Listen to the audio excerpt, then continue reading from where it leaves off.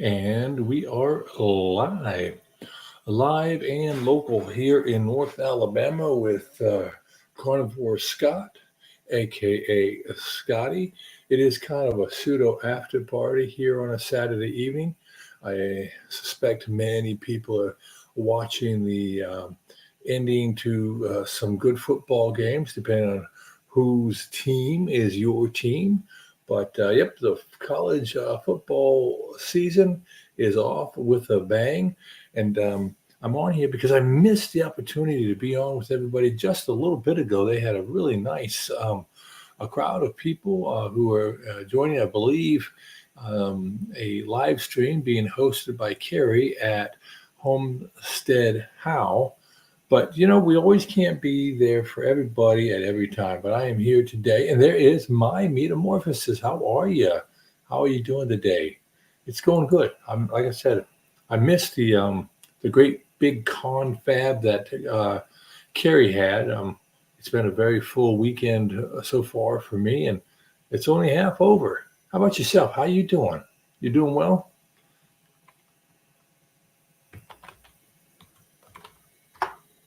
How's it going up there in the greater Nashville community? I know Vanderbilt had some games today. Middle Tennessee is playing Alabama, and lots of stuff going on up in that neck of the woods. I know that the University of Tennessee had a great game. Good, good, going great, good. So now we've been doing this. Do you have a camera on? Do you want to jump on, or do you want to just hang out for a while? Your call.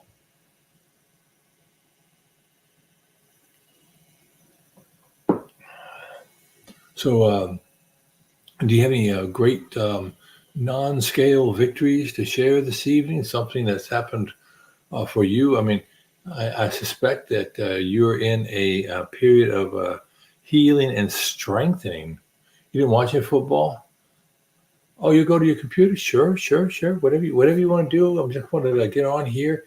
I I looked at my StreamYard and I noticed I was down to 1 hour left on the free plan. So I have now gone off the free plan. I will now be on the paid plan. That's why there's probably no more StreamYard. I'll go with duck. It looks like it could have been a mallard. I don't know. So, but anyway, so now I have plenty of room to do lots of these lives. And see, it's about 3 minutes into it. It's currently 9:20ish Central Time, so 10:20 Eastern. Of course, we get to Mountain Time and all the way out there to uh, the West Coast, and it's only going to be 7:30. So there may be some people who on a Saturday night aren't out yucking it up. We'll see what happens here over the next few minutes. But yeah, this weekend has been great. A really good friend of mine, a military buddy, he has pulled the trigger and he is going to buy a home here in my neighborhood. So, how Forrest Gump had his buddy, I have my buddy, and I'm looking forward to being able to spend some quality time with my buddy. And he's not just my buddy, but he's also my wife's buddy and pal. I mean, we were all in the military and doing that type of thing. So I'm looking forward to the opportunity that we're going to have over the coming months to have him join our little pod of people and to enjoy life with us. So again, this is just the after party where people can come in. If anybody wants to join, all they need to do is let me know, and I'll send them a link. And I'll be sure. Oh, you're on your computer. I have the full version. I have it set up. Can I practice streaming with you, live with you? Yeah. So let me send the link here real quick. Okay. Guests can stream. Yep, I can do that now. I'm gonna copy it.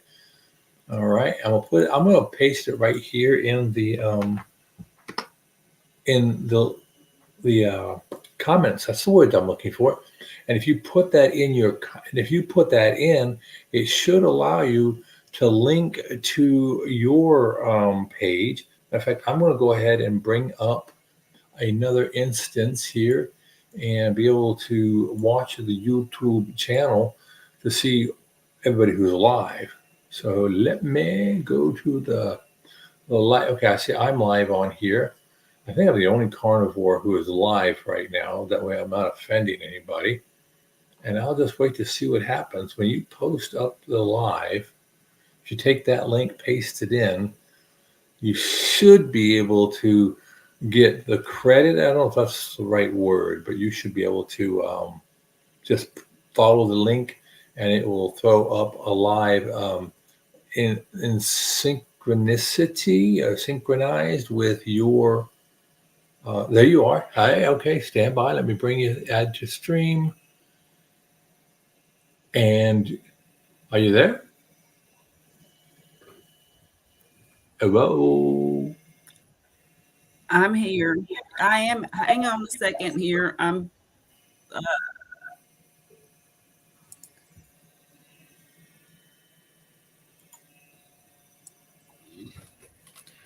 okay.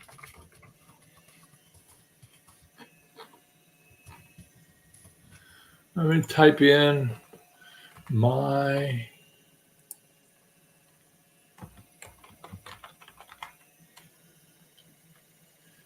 medium. Okay. I think we're good now. I had the other window open, so that was. Can you hear Okay, me? Okay. I I, hear I you. don't know if I'm streaming or not, but You're good. All right. Cool. All right. This is fun. All Now, right. We'll just chat amongst ourselves then until some others join us. do you leave a page up that's looking at the YouTube front page? I'll, Um. I'll, I'll present my screen and show it to you, okay? Sure. Okay. Yeah. Do that. Okay, so you see here, just a regular YouTube page, and Hmm. I see that I'm on, and I see what was on. And I don't know if you go to YouTube, so I'm going to back up. Let's see what happens when I back up one more time. Back up. There's Google. When I go right into YouTube, come on, McFly, YouTube. There we go. Ah. Okay. Yes. I'm streaming. Oh, and Cool. does it show you streaming? Yes, it does. Okay, I'm looking for you, and I don't know why I don't see you because I follow you. Huh? Yep, it says that I'm streaming, so Good. says That's all that matters. I just put in there live with Carnivore Scott after party. Is what I Okay, put for my okay. title. So it just has a black it doesn't have a thumbnail, but it just says my metamorphosis on there. So Okay. Well, yeah, but I'll that's look cool. for, as long as you're streaming, that's what matters. Yes, this is awesome. Yes, I just got the full version yesterday, and so I've been reading up on it and playing with it. So I like college football. I really Hmm. do, but I just didn't watch any today, which is sacrilege here in SEC country. Yes. Yes. uh, yeah, I broke some really big time cardinal rules here by not watching, but I'll have plenty of time the rest of the season to catch up. But I got to playing with getting my YouTube account connected with StreamYard and all that good stuff, and just reading up on how to do things. So, Right. I had a little bit of a fit, and then I found out I was going into a Google account. So I guess I have my Google account, I have my main account, and then under my main account, I have my Carnivore Scott account. Well, I yep. was trying to log into Carnivore Scott, and it was trying to open up a whole new instance. Hello, low carb carnivore, welcome. And so when I went back to my main account, everything worked, and I Mhm. just got the not the full up, not the $39 a month, but the $25 a month.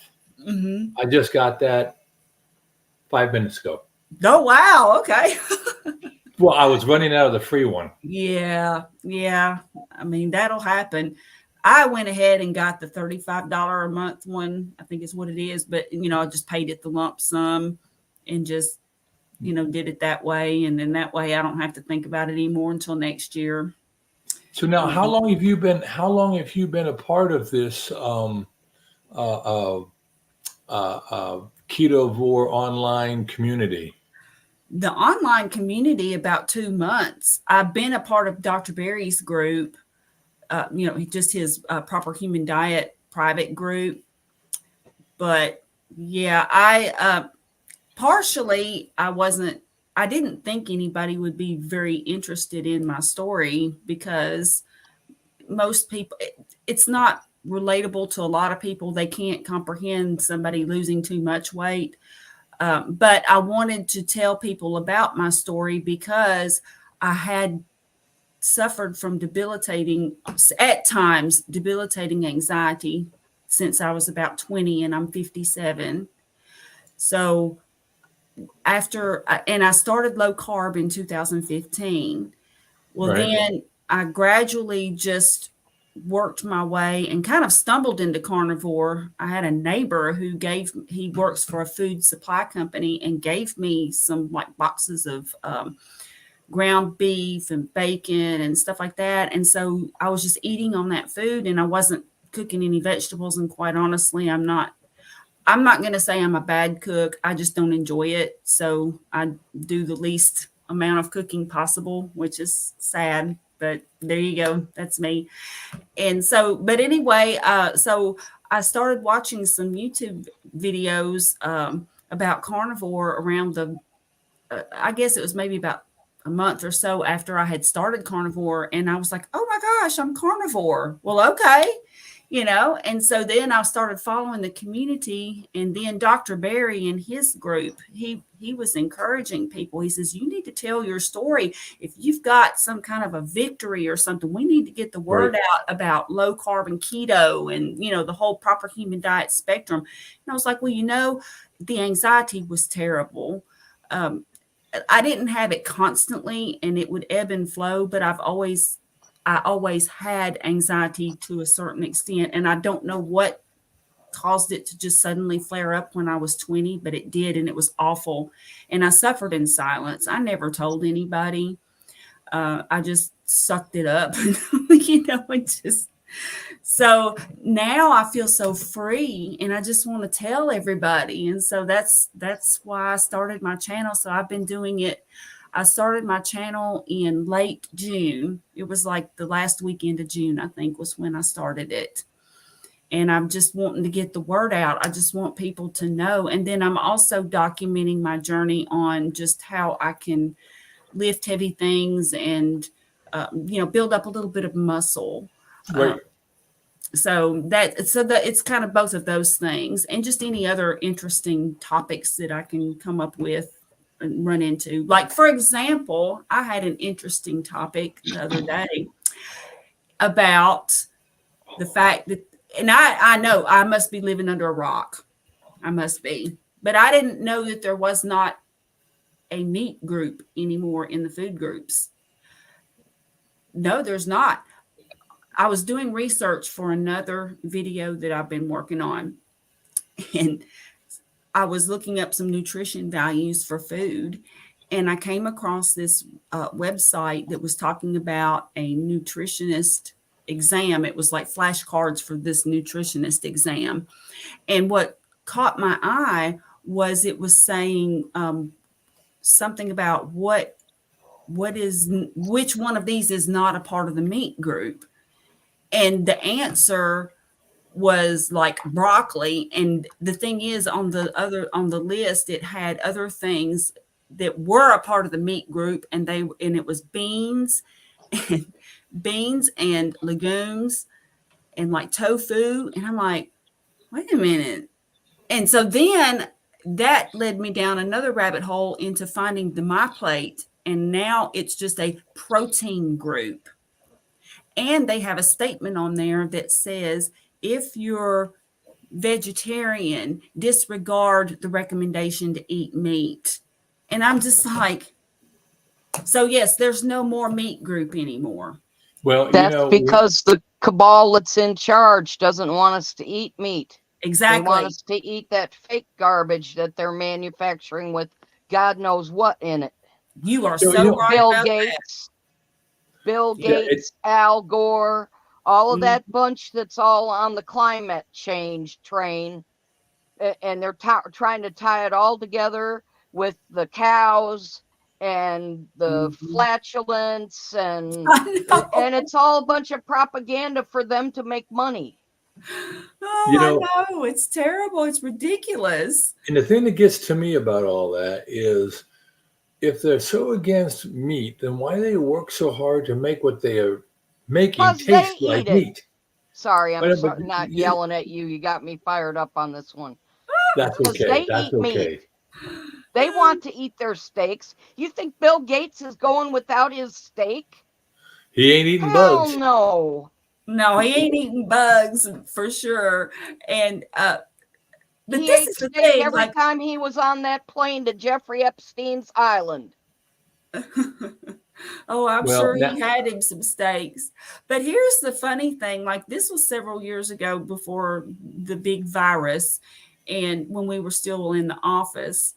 And I was bringing my bacon and eggs because that's what I had started. I mean, I've had bacon and eggs for breakfast if I had breakfast since 2015.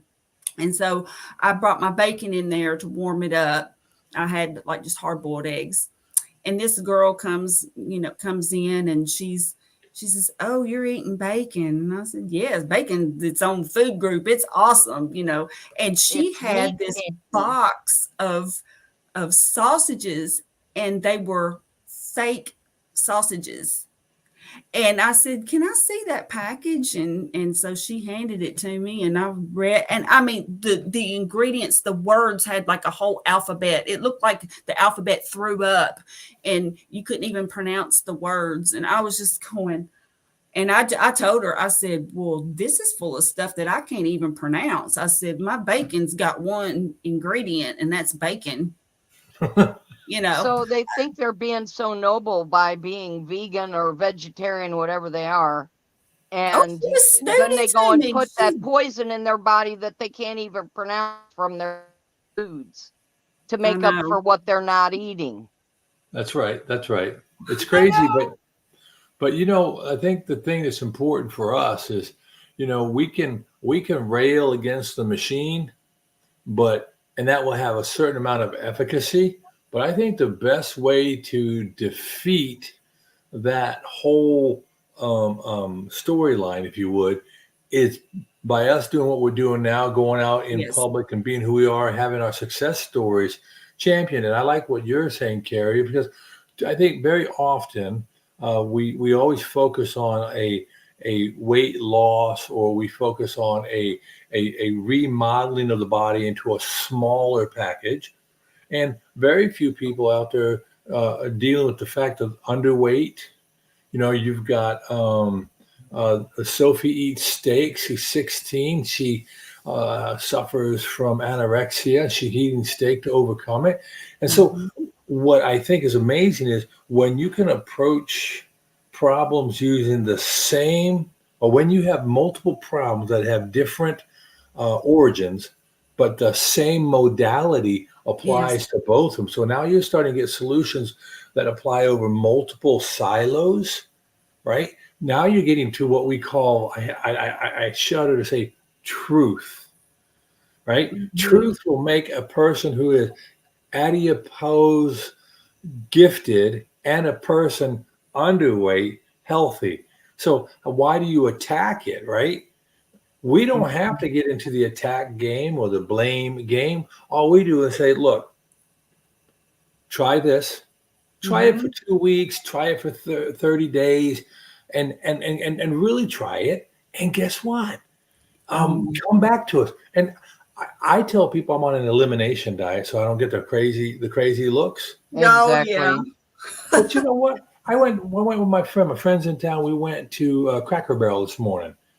You're not getting a Cracker Barrel meal without 50% of it being in carbs, right? Right. But I ordered the old boy breakfast. So the waitress told me, "Let's just order the old boy breakfast," and I gave away the apples and the fried apples, and I gave away the grits, and I gave away the biscuits, and I had bacon and eggs and Mhm. sausage. I'm like, and I'm good.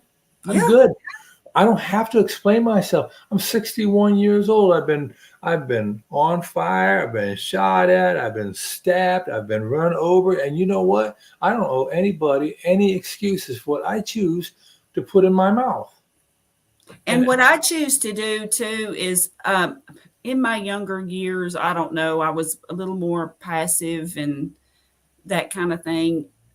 And as I've gotten older, though, I have found, well, I sort of evolved into then kind of getting a little more opinionated.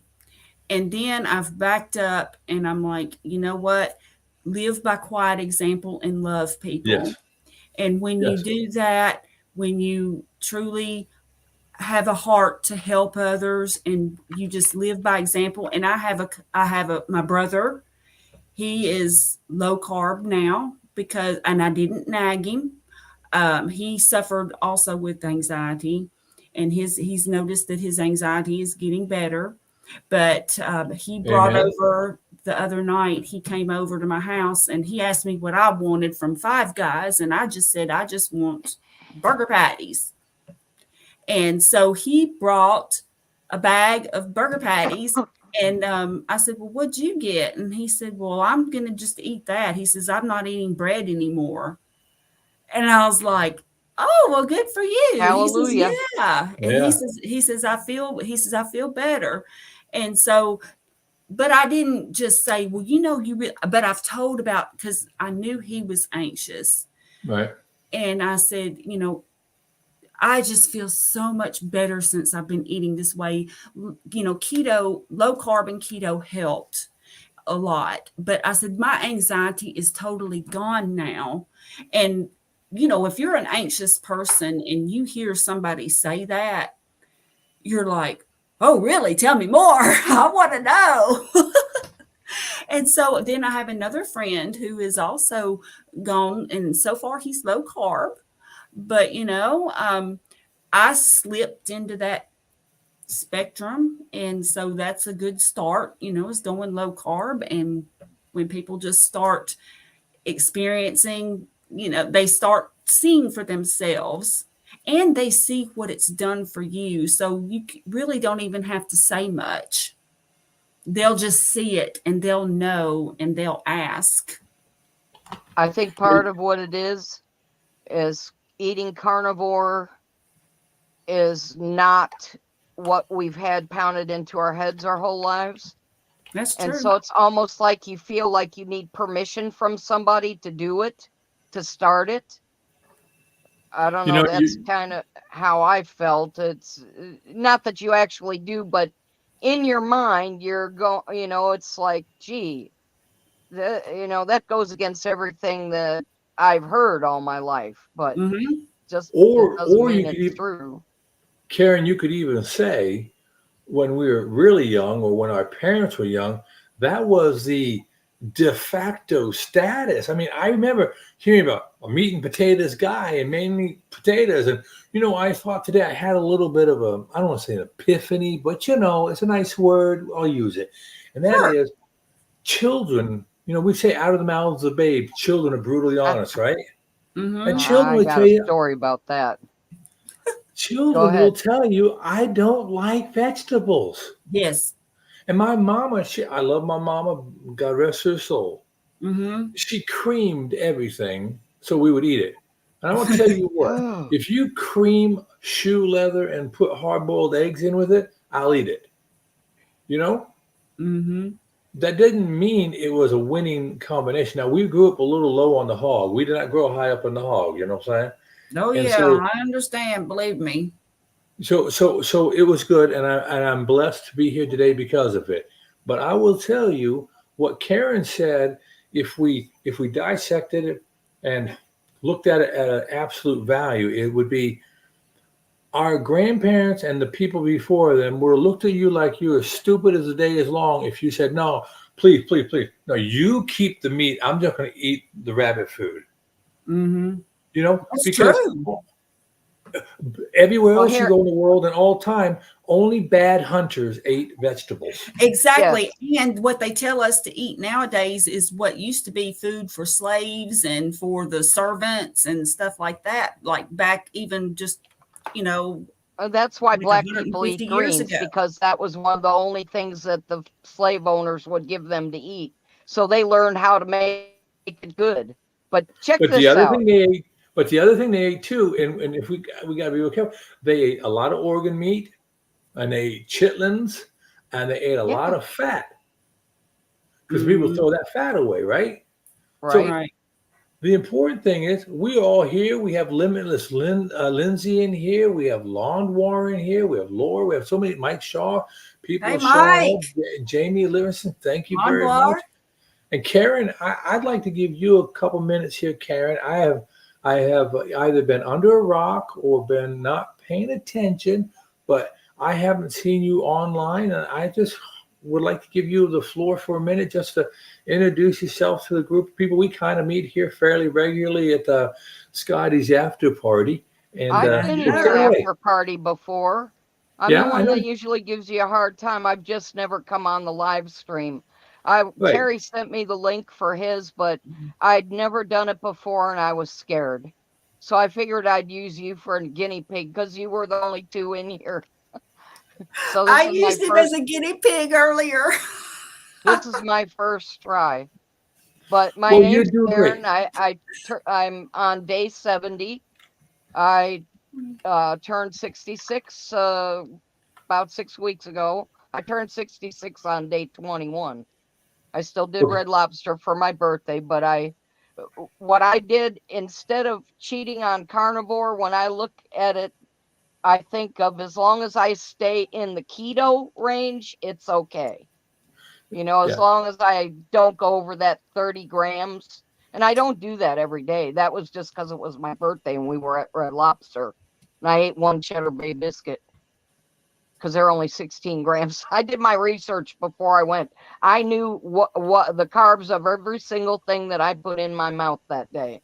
And I was at about 24 grams. So for my birthday, I'm not going to beat that up. I even got the free chocolate cake, the chocolate on chocolate on chocolate. And then they take little mini chocolate chips and smash it into the chocolate icing. Uh, I had about a half a bite. I put a little taste on my fork, and then I gave the rest of it to my family, and they split it. Well, I think you hit on the key part for on multiple aspects, and one is we don't want to be dogmatic because we don't want to become what vegetarians became, right? Militant, dogmatic, unyielding, hateful. Mm-mm. That's one. The other thing is you've got to show yourself some grace. You got this is a long for lifetime thing. This is not I'm going to gut it out. I'm going to go rocky, drink the raw eggs, lose the weight, and then because we've all done that too many times in And one then when way, it shape, or ends, you another. binge and you go and gain it all back. Plus, it Yep. brings 20 friends with it. Yeah. But let me tell you this. This is a good story now. When I was a baby, well, we weren't well off. We were middle class. But my aunt married a butcher, my mom's sister. And so we always had access to good meat. He gave it to us, wholesale because it was his wife's sister and he better. But we always had meat. So my mom would let me teeth on sirloin steak bones. If Mm-hmm. you have ever had a sirloin steak with the bone in it, they're round, there's no sharp edges. There's not much gristle or anything that can come off and choke a baby or anything. It's just the taste of the bone. And when you're teething, that feels pretty good. And so then as I got a little bit older, as a toddler, I didn't want to eat anything. Egg whites and steak was the only two things that I would put in my mouth. They tried and tried. And back then, if you were Catholic, you had to eat fish on Friday. Yep. And my aunt and her husband, the butcher, were Catholic. And so Friday, my dad liked fish. My mom was okay, but she could have her patty melt or whatever. And they'd be coming around the table to see what we wanted. And I'd look at my dad and I'd say, "Can I have a steak?" He always let me have it, but he always told that story because he thought it was funny. And then he'd blame my mom for letting me tease on the steak bones. And He then as ruined I you. got a little bit older, probably about 6, she wasn't real vengeful and forceful about making me eat my vegetables, but she tried the can't get up from the table till you eat them crap. And so I figured out I could be a chipmunk. And I took those vegetables and I stuffed them up in here as far as I could stuff them and packed them in. But see, that's where my 6-year-old mind failed me. I went in the bathroom and I spit them out into a piece of toilet paper, and I should have flushed them, but I didn't have the wherewithal, so I threw them in the trash. And a couple days later, they started to smell real bad. Now, I don't know how old you are, Carrie, but Scott, I know you remember The Odd Couple. I Sure. do. Okay, my mom is the female version of Felix Unger. If it wasn't for the little dog, you could eat off her kitchen floor at any moment. And so her nose led her straight to that trash can with those vegetables in it, and then I was busted. But after that, I think she kind of had an epiphany and realized I just was not going to eat them. I ate potatoes and corn, of course, the two you're not supposed to eat. And then it got to be, after that, well, I had my tonsils out when I was 5, and she said something happened. She said my diet didn't really change. I didn't even like chocolate ice cream when I was a toddler. Wouldn't eat it. Wouldn't touch it. And then after I had my tonsils out, she said something happened. I didn't eat any different, but then I started gaining weight. And then I started finding carbs. When you get out of the house and you're at school and you come home and mom gives you a little treat after school. And, this is the early 60s. So, she did the best she could. And then that turned into a chubby kid. Thank God for me, there was a really fat girl in my class and she took the brunt of it, not me, the poor thing. And, but yeah, I got bullied a little bit, not badly. Poor Lori Beck took all of it from me. But I was never that big. I mean, when I was in high school, I was a size 12 or 14. That's not huge. I weighed probably around 140 pounds. That's not huge. Not when you hear people, well, I was 400 pounds by the time I was a freshman. And so I wasn't that big, but then after I got out of Mom's house, it just, it was like the horses were out of the pen.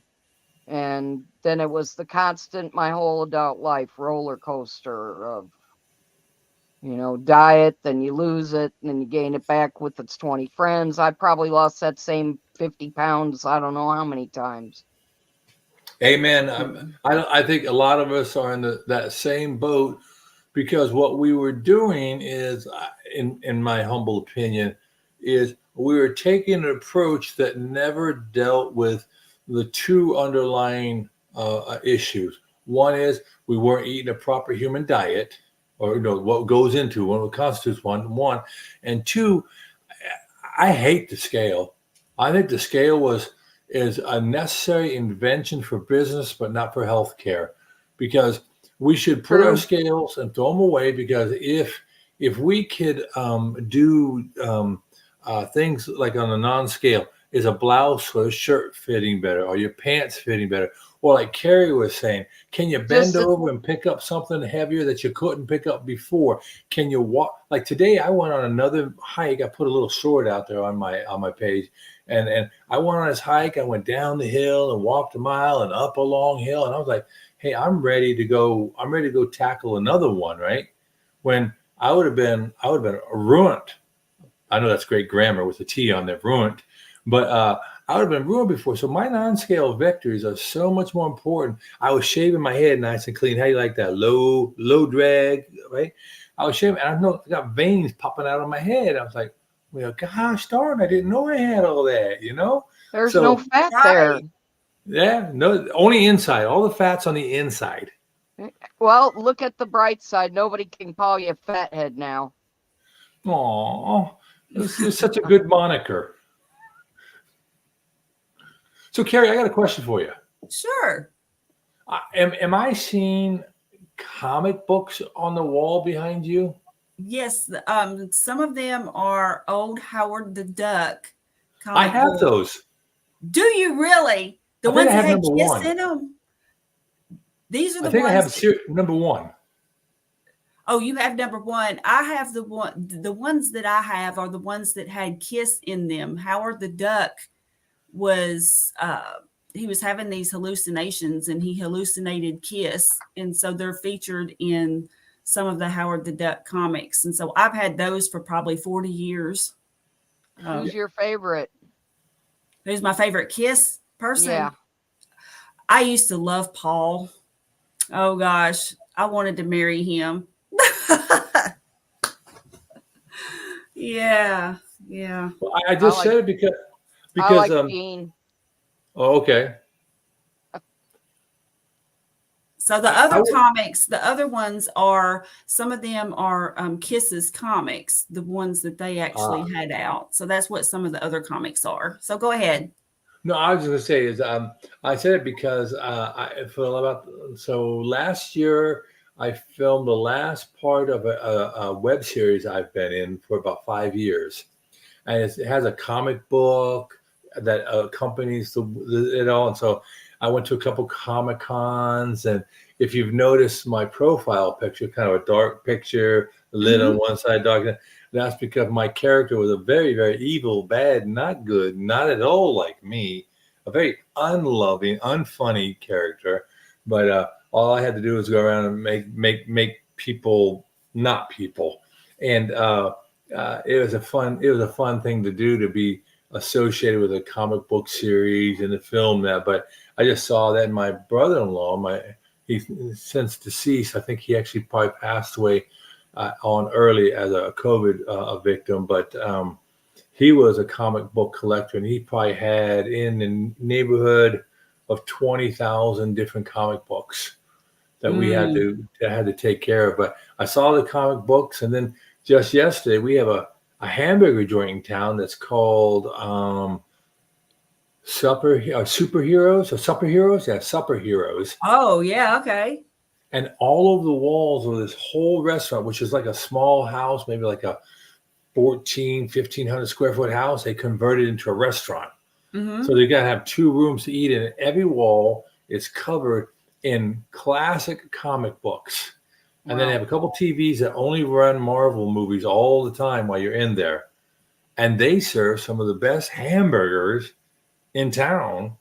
And so anyway, I saw that, and my head just got kind of distracted. So I love the motif of your cave. Oh, thank you. Yeah, this is my office. It used to be the spare bedroom, but after the virus, I got rid of the spare bed since, I didn't really need it, but I didn't like having my computer in my bedroom because my bedroom became my office. And so I converted this room. And so it's sort of my little cave where I play and I draw and, mess around.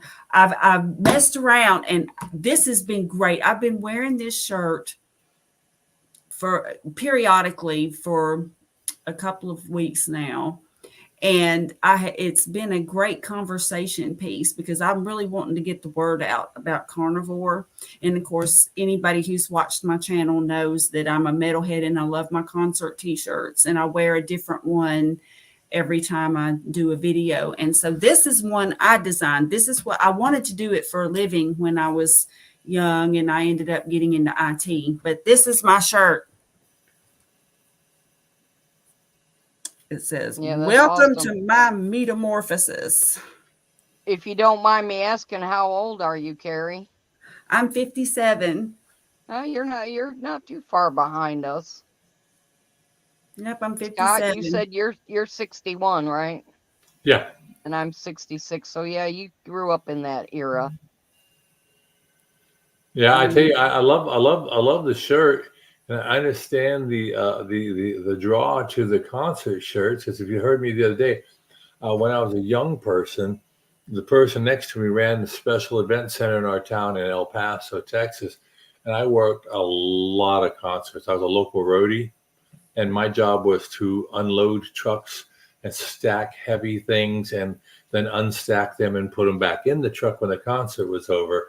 And that used to keep me very thin. People used to say I looked like a skeleton with wet toilet paper clinging to it, because and at 6'5", I can carry a lot of weight because I have pretty broad shoulders. And anyway, long and short of it is that I got away with murder back then, because you remember in the old days when indoor malls were all the rage? Oh yeah. And so they'd have people that would do questionnaires, like they'd trap you. If you made eye contact, you were dead, right?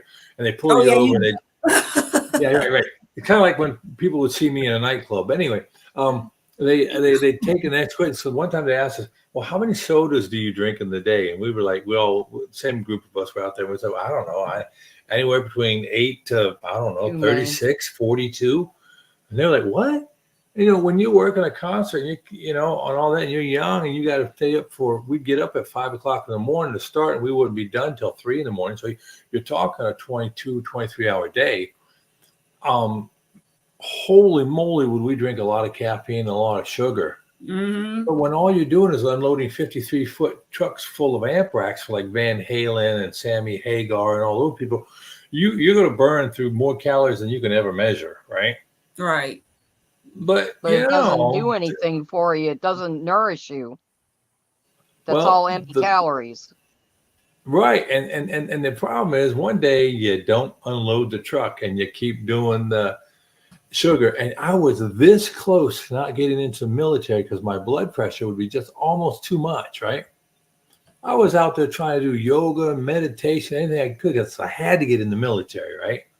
So never knowing, hey, cut back on the 12-pack of beer and the 36 sodas and you might do okay.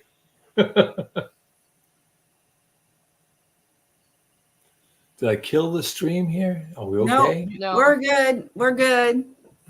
We're good. Or I'm good over here. I was kind of looking at the comments. I think people are confused because I'm streaming too, and so they can't see each other. Right. You know what I'm saying? So like there'll be a comment or something, and they're not seeing everybody. So yes, I used Scott as a guinea pig to test out. So this is my first stream, everybody. So thank you for joining through my channel. I appreciate you all. I love each and every one of you. That happens a lot. I've noticed. I was just watching Carnivore Kip the other night, and he had someone else that he was streaming with, and people couldn't. I don't know. Maybe when and Carrie, you're an IT person, but I think when people come into a certain portal or a stream, right? And then some people are on another stream because people know you, people know me.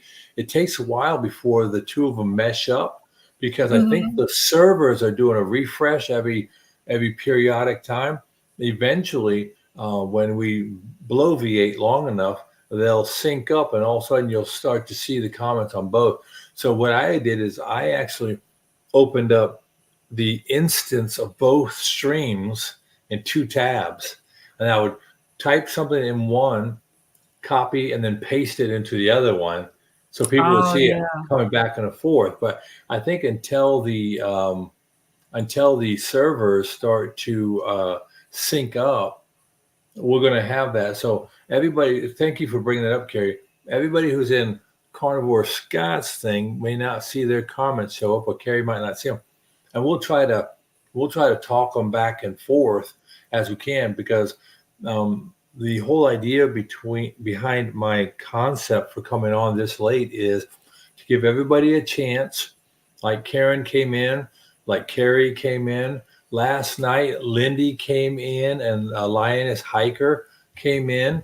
And it gives everybody an opportunity to practice the craft, if you would, and or express themselves, because nothing negative about our influencers. Carrie, Dr. Barry, He is the Kevin Bacon of the carnivore community. Everybody has 3 degrees of separation from him, right? Exactly. Yes.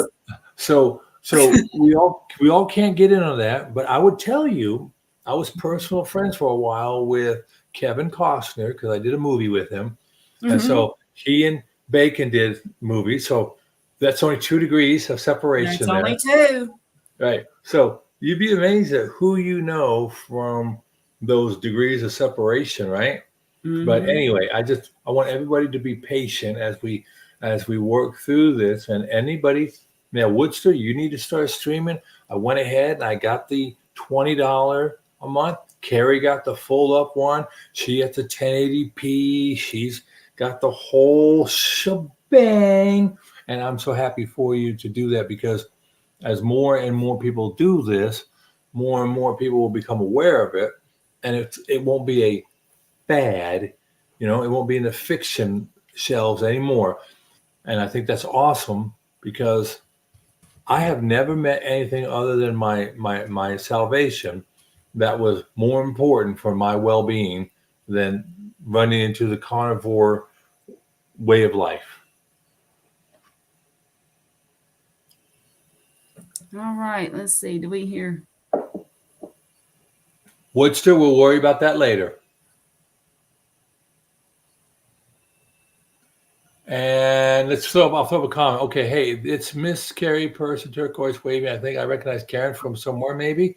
Hi, RV, there yet? Are we there yet? RV, there yet? There we go. There we go.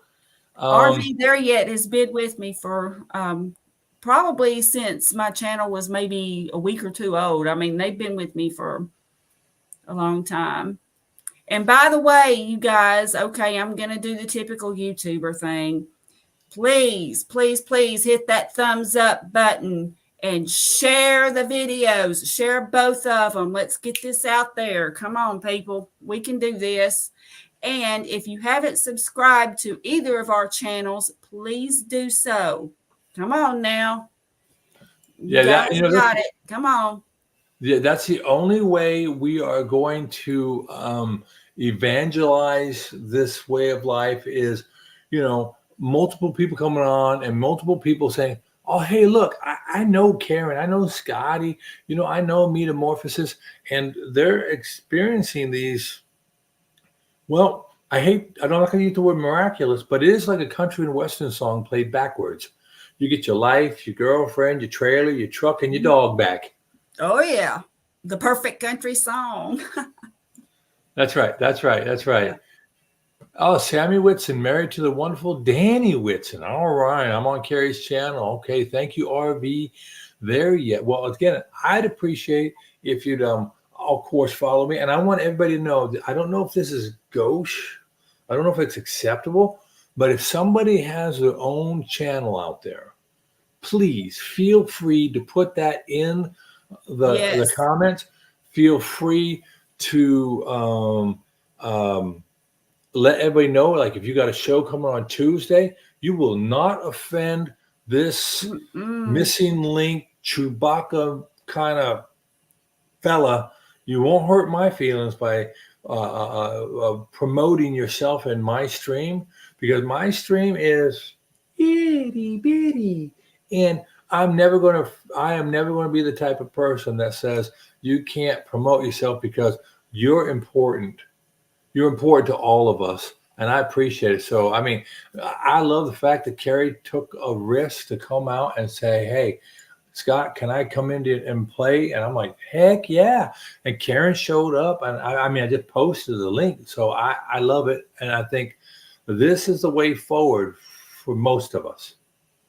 We need to, I think all of us together, getting the word out. And what we do is, I mean, like, I've subscribed to so many carnivore channels and I watch a lot of videos. So I just do. I'm going to admit it. I'm Carrie and I'm a carnivore-aholic. I do. I watch and I love to encourage people. Now, I can't say much about if you're having a stall or whatever, but I can always encourage you, and I can always tell you what's helped me.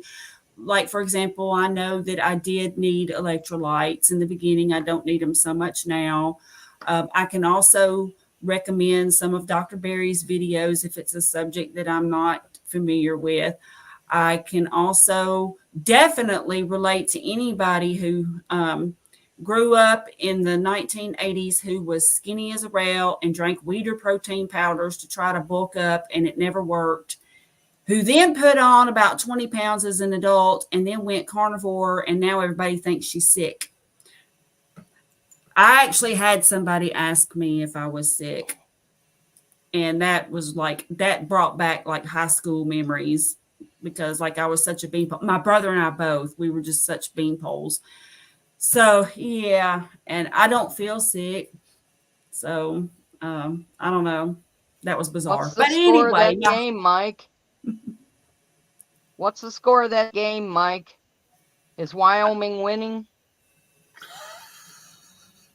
Them Cowboys, they'd be tough sometimes. I turned it on because I wanted to see if Texas couldn't breathe, because that's the highest stadium. It's over 7,000 feet in all the NCAA football, but they were in a lightning delay, so I didn't sit there and listen to the commentators kill time. Well, and I never went back to it. Carrie, I'm right there with you. You know, I wanted to be just like Arnold Schwarzenegger, you know, and obviously I wasn't going to be like that. But you know, I think that the issue of between whether it's the 70s, the 80s, 90s, or 2000s, we just have been sold a bill of BS. We talked about that a little bit ago, right? And that that what the proper human diet was. And you know, I sometimes really get conflicted with the idea of they made eating such as if it was such an imperative thing that we do, right? Like, oh, the family time around the table and the family time in the kitchen, you know, either kneading the masa or making the noodles and boiling the tomatoes. And you know, we get told this super, gosh darn, we have to be this wonderful kitchen person, and it turns out in the end that's not so true. You know, and you have to eat all these meals all day. You know, it's not only breakfast, lunch, and dinner. You have to have snacks too, because you're supposed to eat all this stuff to keep your blood sugar at a steady level. When actually, if you do not eat very carby foods, your blood sugar is going to stay at a steady level anyway. And there's just no, and the whole thing about having the healthy breakfast, and it's the cornflakes, and it's the orange juice, and it's the toast. Now, when I was a kid, they did sometimes put like eggs and bacon along, you know, and they would say part of a nutritious breakfast. And then gradually they got away from that. And now it's just, it is a nutritious breakfast. You don't see the bacon and the eggs there, you know. So it makes you wonder what they spend. If they spend millions and billions of dollars to tell you this is what is right, you know what I mean? Then you've got to maybe have the little spidey sense. I mean, we need to become, now that's another important part I really don't hear talk about a lot, and that is we have a responsibility incumbent upon ourselves to do the research we need to do and to find various sources. You know, last night we had Lioness Hiker on, who is a nurse or an LPN, right? And she said we do have a duty to ourselves to learn about these things, to research, and not to accept blindly. And Dr. Berry and a lot of the doctors will tell us, go do your own research. I know that they were saying it earlier, right? Carrie was saying on Homestead How. Do your own research. Physician, heal thyself. And I think we've gotten into a point in our society when there's so much information that we defer to people all the time, right, for their expertise. And that doesn't serve us well, because I don't I don't mean to be a negative Nelly, but I don't think a lot of people, a lot of institutions are out there anymore for the benefit of the individual. No, I don't believe they are either. And you look at the information, for example, that's on like the ADA website in terms of what diet you should eat, and then look at the recipes that they have that diabetics should eat. And I'm actually working on a video, but my mother was diabetic, type 2, and she basically just ate what she wanted, and she took insulin to make up for it, but that's what they're told to do. They're Right. told that they can do that and that that's If fine. they cure us, then the medical community loses out, including Big Pharma. They want Right. to keep us all sick and all having to take more and more pills, and the pills just make us sicker. But you look at the AHA, the ADA, American Diabetes Association website, and the recipes that they have, and they are just carby as all get out. Even desserts that have like apples, like one is an apple crisp recipe, and Dr. Berry actually did a video on that one. But my mother would eat just anything, and it makes me angry because my grandfather also had type 2 diabetes, and you know how they handled it with diet. My grandmother knew what to cook for him, and so his was controlled by diet. And then you fast forward to my mother, and she just kept getting larger and larger. She would eat just what she wanted, take more insulin, and then gradually, I mean, she died of complications of diabetes. You know the now please no one be offended by me about what I'm about to say, but when it becomes socially acceptable to lift up the bottom of your shirt or your blouse, grab your fat pad and jab yourself and give yourself 8, 10, 12 units of insulin because you've just finished a high carb meal. Right. We have gotten the horse and the cart so out of whack, right? And I literally pray at times that it will become malpractice to serve people up with exogenous insulin before putting them through a glycemic challenge and giving them all the stuff. Say, stop the carbs. Exactly. And then we won't have to do the insulin. But I think we've said it before. We know Big Pharma. We know a lot of big industries are okay with this. And we are not going to beat them. I was in politics. Right. We're not going to beat them. You're right.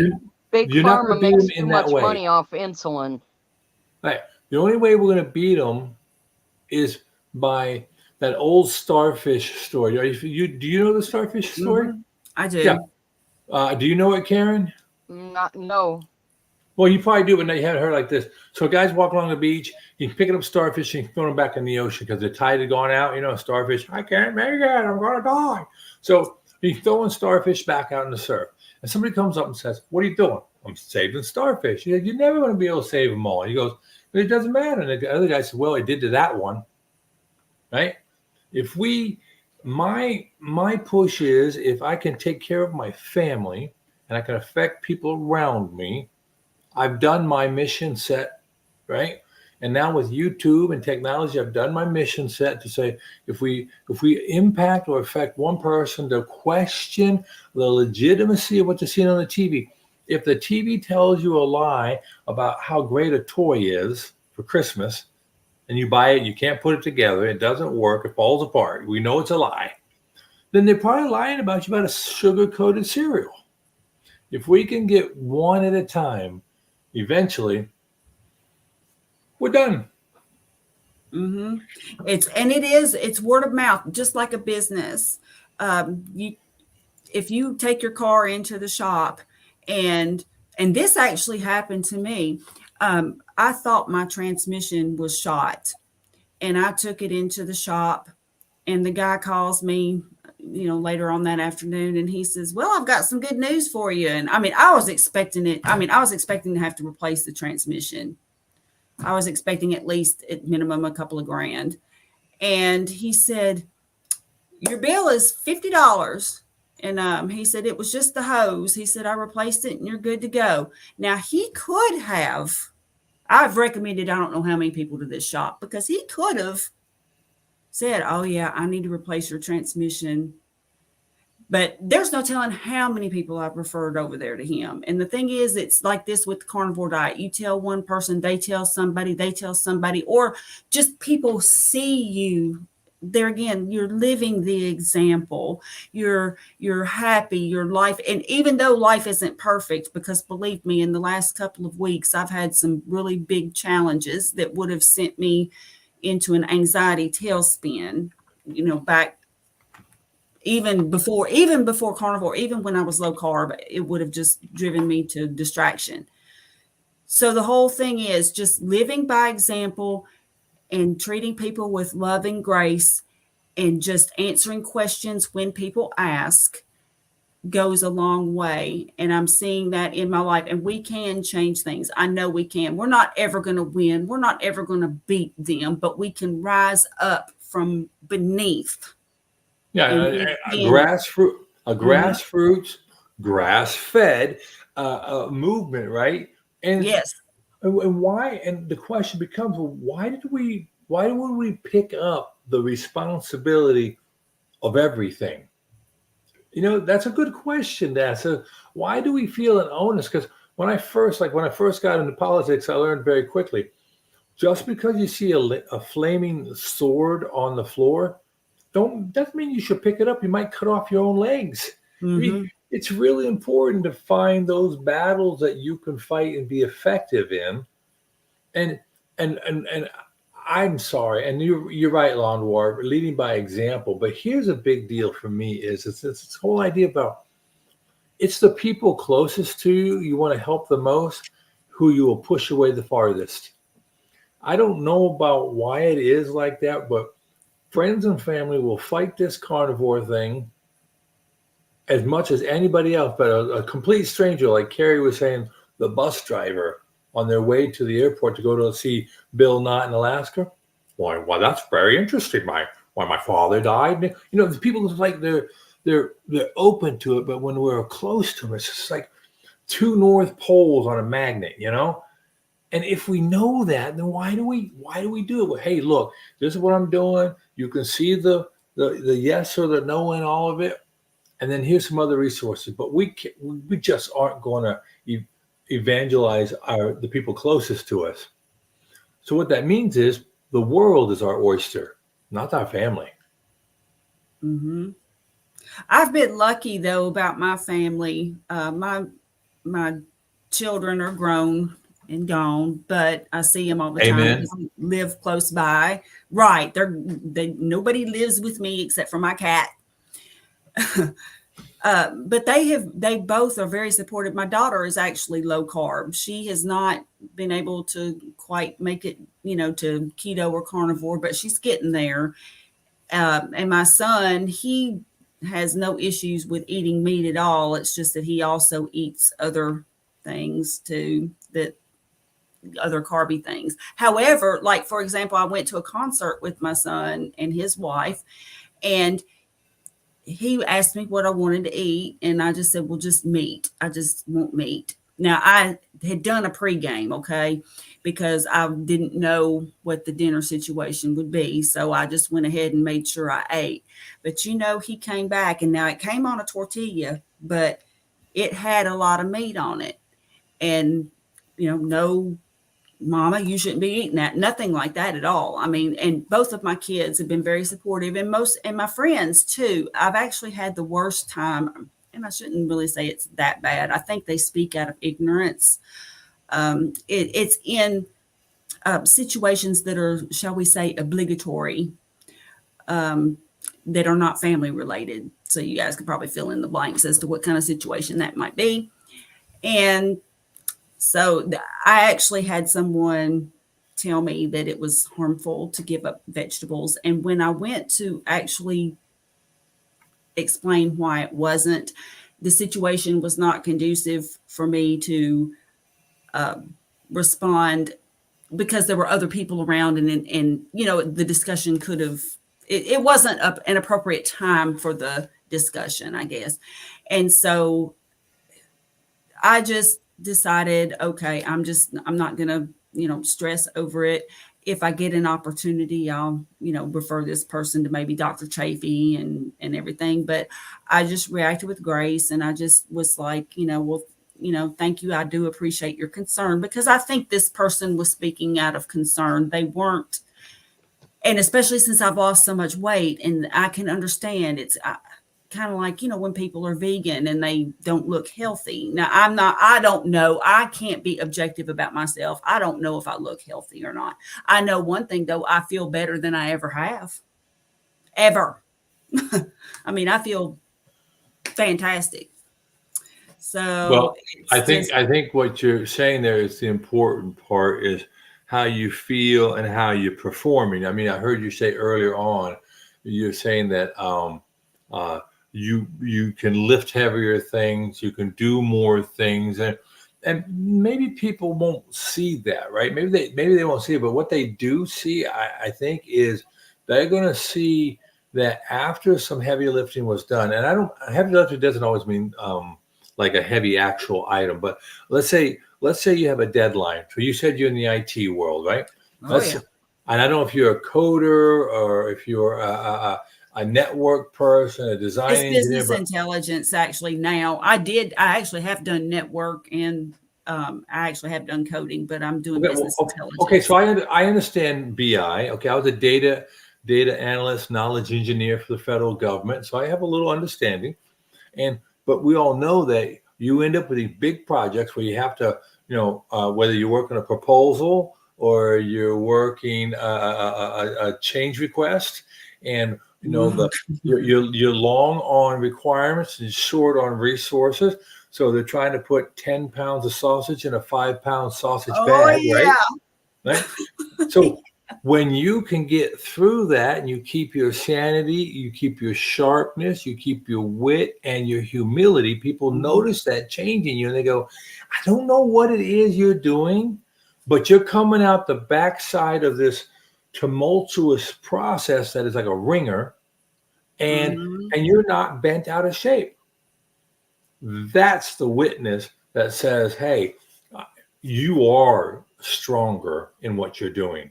And people do that all across every aspect of life. No matter if you're a grandparent who has inherited your grandchildren, and now all of a sudden you feel as strong after a day with them as you did when your children were 3 and 5 and 7, then you have hit the mother lode of sanity, right, and health.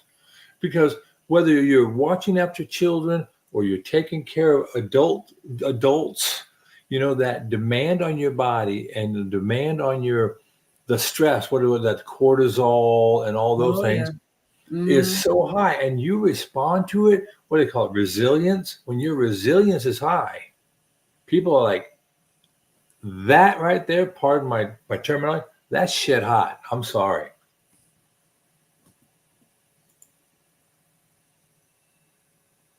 Oh, good. Yes, baby steps. That's right. Yep. Oh, thank you. Are we there yet? Yeah, we got all sorts of people who are commenting in here, and I don't want our friends in the comment section to think we're not following the Texas Tech stories and scoring. RV, that thank you, and Christopher and Allison, thank you for keeping that chat alive. And I don't want you to think that we are not keeping up with that, but it is just so cool to be able to interact and interface with so many people. Yes. And I was saying on Carrie's stream earlier that I just feel like I found my tribe. I don't know, everybody's so nice and I know there's probably some food police out there. I know there are, but the vast majority of people in this community are loving, they're supportive, they are willing to help. And if they can't help, they will direct you to somebody who can. And even just having somebody just to say, I'm here.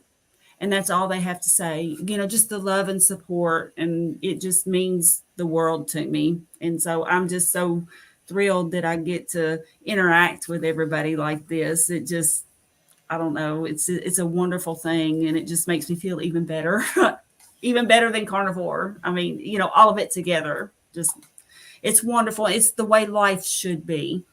We should have community, and we should be able to share things with others. And so often now we don't.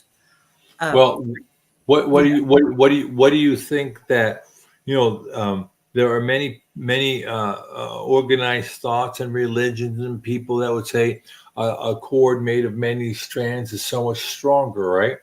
When we sit here and say I found my tribe, it's saying I'm finding people who have been through the struggle I've been through that I can relate to, who even if it's different, it's the same. Does that make any sense? I mean, the yo-yo dieting, the public and social ridicule, the self-loathing, right? All these things we've been through. So we aren't speaking to people who are ignorant of our deeper feelings, and we champion the people who are triumphing over it, and we can see ourselves in their footsteps. We're lifted up. It enhances us, and the sense of community and belonging drives us to the same place. And yeah, maybe there's a bonehead here or there, or hey, I'll be one. I'll say something. But the whole idea is we are all trying to do probably one of the hardest things we'll ever do, and that is to remodel our bodies against all the dollars that are spent against us, whether it's medical, pharmaceutical, big food. I mean, we are not engaged with minor foes, and that biggest foe is right here. So it's David and Goliath. But that big one is right here when you look in the mirror. So I think that's why it feels so good to come together like this, and the chat fills up and people start. And I love the fact that people are they're on fire for the community. It's not a selfish thing. No, it's not. And we can all just grow together. And it's just, I know it might sound sappy to some people, but I really don't care. I just want the whole world to feel this good. And I think there would be a lot less for the news to report about if people ate this way. At the very least, low carb or keto. But definitely, if they were carnivore, I mean, we'd just all be chill. Everybody'd be think we were smoking weed or something. We'd be that chill. Hey, I'm glad to hear that it's Father's Day in Australia. Happy Father's Day to everybody down there, down under. Ooh, seafood. Ground beef palooza. We've got some comments about grilled shrimp. Yep. Yeah, I think you're right there, RB. The bottom line is we've got to be the captains of our own ships. And our flotilla can achieve great things, but it all starts with us going, hey, I made the mistake of putting all those donuts in my face. I made the mistake of deciding I didn't have to go outside and move more. When we take, how did I do that with Alcoholics Anonymous and for any other type of addicts, right? First thing but an addict has to do is they have to realize the problem and what they own.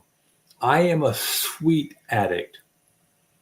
If something is sweet and I get into it, all bets are off. And if I know that, then I can do things to mitigate that whole thing. And being here in the community, this is my accountability tool. That's true, Scott, but here's what makes us different. If you look at all of those other addictions, alcohol, drugs, gambling, everything that's addictive, people can remove that from their lives. They don't ever have to drink alcohol. They don't ever have to use cocaine. People have to eat. We must That's have a good food to point. survive. And so that's not taken into consideration by society. Society has a big bleeding heart now for people that are drug addicts. So it's an illness, and no, alcoholism, it's an illness. And I'm not saying it's not. I'm just saying that everybody's very sympathetic to those situations, but we're just a bunch of lazy fat slobs because we're fat or Oh, overweight or whatever, unhealthy, whatever your case is. I'm fat. So that's my problem. But, and I can't not go without food. And they So, oh, tell you to eat the wrong things. and yes, and then they tell you to eat the wrong things. So it's just, it's coming at you. And another thing that I thought of when you were talking earlier, Scott, I grew up in the 60s in my formative childhood. And in 1966, I was 9 years old. And that was coming off of a time in the 50s. And if you look at the female movie stars and things of the 50s, you had Marilyn Monroe and some others of that same figure. And women voluptuous. were curvy, women were Mhm. voluptuous, and men loved them. And then all of a sudden, the Twiggy. bikini came. The bikini came to the United States, and the beach music, and then Twiggy. And then after 1966 and Twiggy was popular, everybody, well, the men expected you to look like Twiggy after that. And And I I was thought, born in the wrong time frame. and I See? fought my whole bigger childhood and my teenage years trying to look like her because that was acceptable and what I looked like was not acceptable. And I already told you, I was only a size 14 in high school. So that's not huge. But compared to what society was seeing out of Twiggy and people like her, that was what was the acceptable thing at the time. That's what people expected you to look like. If you didn't look like her, you were outcast. Well, And then you in know the what? 80s, when I was in high school, you had to be a video vamp. And so that left me out. Well, I have to be honest. If you're a student of history, right, and Mike put it in there about Mhm. being Rubenesque. If you're a student of history, societies follow a pattern, and when a society is growing and thriving, that Rubenesque, thick, curvy person is extraordinarily important because that's surviving starvation, right? You could go into True. ketosis and live, right? You take a Twiggy and say, Mhm. Twiggy, you're not getting any food for the next She ain't 40 days lasting and very 40 long. nights. You're done, right? Right. So, Exactly. but that's an indice. And I would say that it was a leading indicator, if I could use that type of verbiage, like you might do with political stuff. It's a leading indicator of a societal shift away from what was healthy. Or Mhm. as one guy wrote a book, I can never remember his name when I won it, but it said, "What got you here won't get you there." All right, it's Exactly. a leading management book, and what it says is Dr. Goldsmith, and what he said is all your behaviors that got you to be into management won't help you once you're in management to become a better manager. Yep. Right?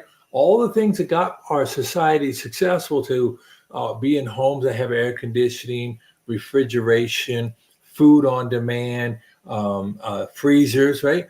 I've been to Haiti on mission trips. They don't have that. What you don't get today, you don't eat today. And so Mhm. they eat Yeah. clay, right? They eat dirt to fill their stomachs. So the thing is what got us to this point is not going to evolve us to anything better because we fall into that trap of starting to be inbred, really thin, skinny, and not healthy, and doing weird things because we have too much free time on our hands. So then society falls apart, and then what do you end up with? An agrarian society that champions a Rubenesque figure because there's going to be famine. But we don't have famine now. We have 7-Eleven or Buc-ee's or Chuck E. Cheese or Domino's. And so we have forgotten the value of strength. We have forgotten the value of restraint. You know, we have forgotten the value of community and courtesy. And now here we are, suffering the vagaries of affluence. That's right. And I wish I could remember because I don't know. I know what you're talking about. I saw a graph or something that talked about the evolution and then fall of a society and how there are, like, they compared like Rome and different various ones and found these same trends throughout the whole evolution of the society. And so basically, like, we're on the back end of the peak. So if we don't do something, we're getting ready to collapse. It happened for the Egyptians. It happened for the Phoenicians. It happened for the Greek. It happened for the Romans.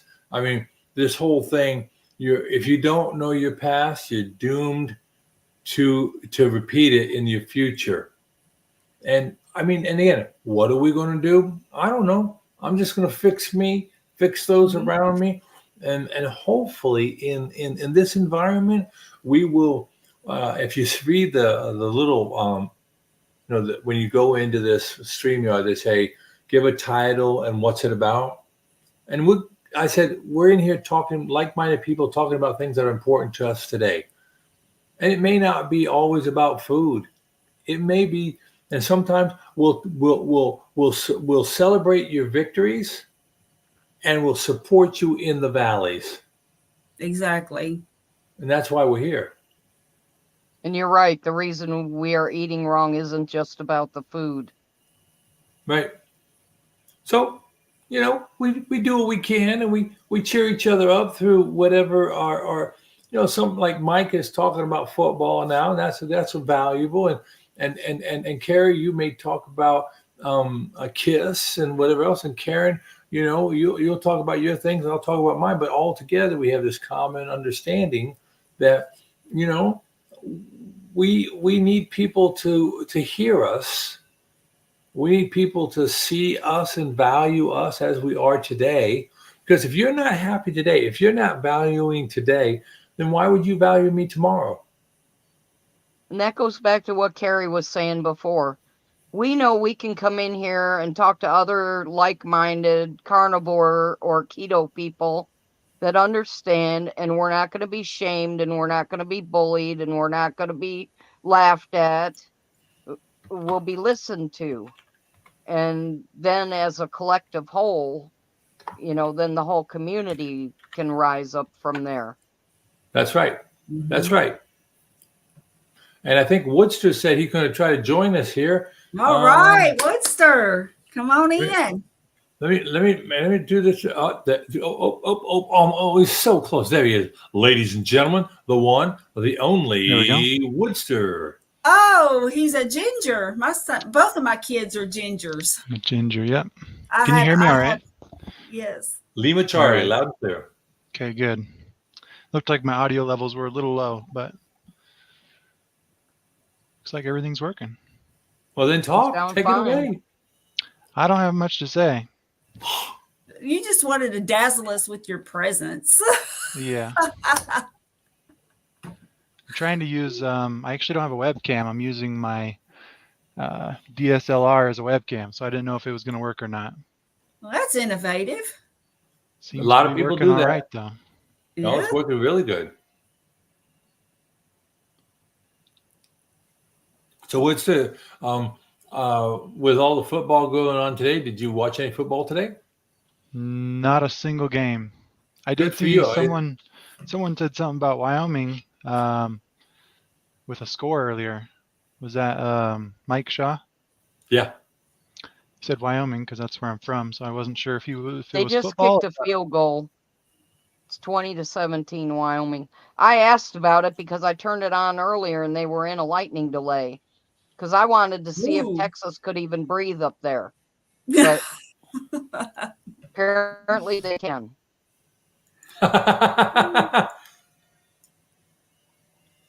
So one time I went to Wyoming. I've driven through Wyoming, but I've never had a reason to stop in Wyoming. And I did get a chance. I'm looking busily on my map here. I want to make sure I get to the right place. I was in Wyoming in a little town. Well, I drove through Cheyenne and I've been through Casper, but I think I want to say it's outside of was it around LaGrange? What part of Wyoming are you pretty much from? We're in the central northern part, about an hour from Cody, Wyoming. Okay, I was in Huntley, I want to say, in between, right on the Nebraska border. Okay. And it's a beautiful place. I love driving through Wyoming. It's beautiful areas of Wyoming. Yeah, certain parts of it can be a little boring at times, though. Just pure desert, but if you're in the mountains, it's good. I was born at White Sands Missile Range in New Mexico and raised in El Paso. I got boring down. And that's not like Nebraska. Nebraska's just flat. Nebraska's awful. That's where not all of it. I lived in Nebraska for 15 from. years.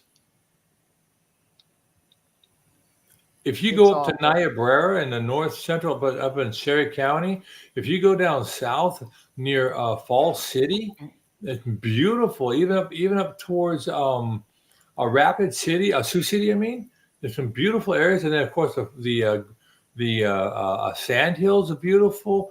Out toward north. Not now. And once you get out at Ogallala, you've got the great big park, McConaughey State Park. They've got some beautiful areas, but I'll grant you, there are places there that are pretty repetitive. They got lucky and got spillage from South Dakota. Well, you can look at it like that. I mean, I've been around about a third of the world, and what I notice about everything in the world is it's the people that make the place either beautiful or ugly. And even when I was there in the military doing the things the military does, it wasn't always horrible, and people are pretty cool all around the world if you'll just learn a few pleasantries and treat them with dignity and respect. I mean, it isn't going to always be like good old hometown USA, but it wasn't bad.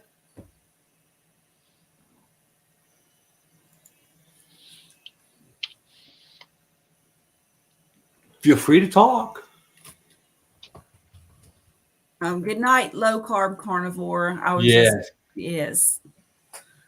making sure I say good night. Hey, the weather has gotten pretty nice here lately, hasn't it? Mm-hmm.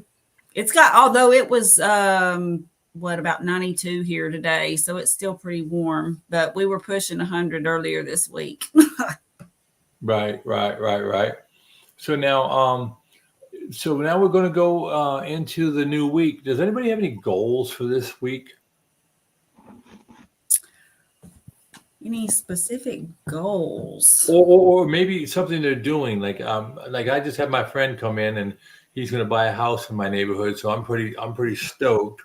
And this week is going to be just your typical week for a retiree. But I mean, maybe somebody, see, we're just coming off the long weekend. Tomorrow, Mondays. How many of y'all have Monday off because of the holiday?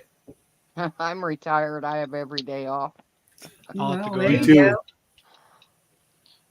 There you go. I don't have any specific plans for Monday. I mean, I'm going to go hang out with my daughter and son for a while, but I mean, it's just a very casual thing. I think my daughter is cooking steaks though, so that's nice, because I'm just going to admit I cannot. Okay, I'm not going to say I cannot. I'm going to say that I do not know how to cook a steak. And I never really had a reason to know how to cook a steak, I guess, because when I was married, the person who cooked the steaks did a very fine job. So there was no need for me to do it. And he also used to make barbecue and all that stuff. And so I don't know. I can't do a steak. As for goals, Sure you this can. week, well, I'm It's going to. I'm not going to easy. say I can't anymore. You can still learn. Yes. The thing So- is, make sure your pan's good and hot when you throw it in there so it sears it and seals in the juices. And And then I've got let a her cast go. iron skillet. So, I mean, I've Oh, got that's a the good, best. yeah. So I've got a good skillet. I just have Well, never done it. Scott, how Maybe do you that cook can be yours? my goal this week is to make a steak. And then you'll I just got have to myself decide into it. how long according to how you want it done. Medium rare. I love my steaks medium rare.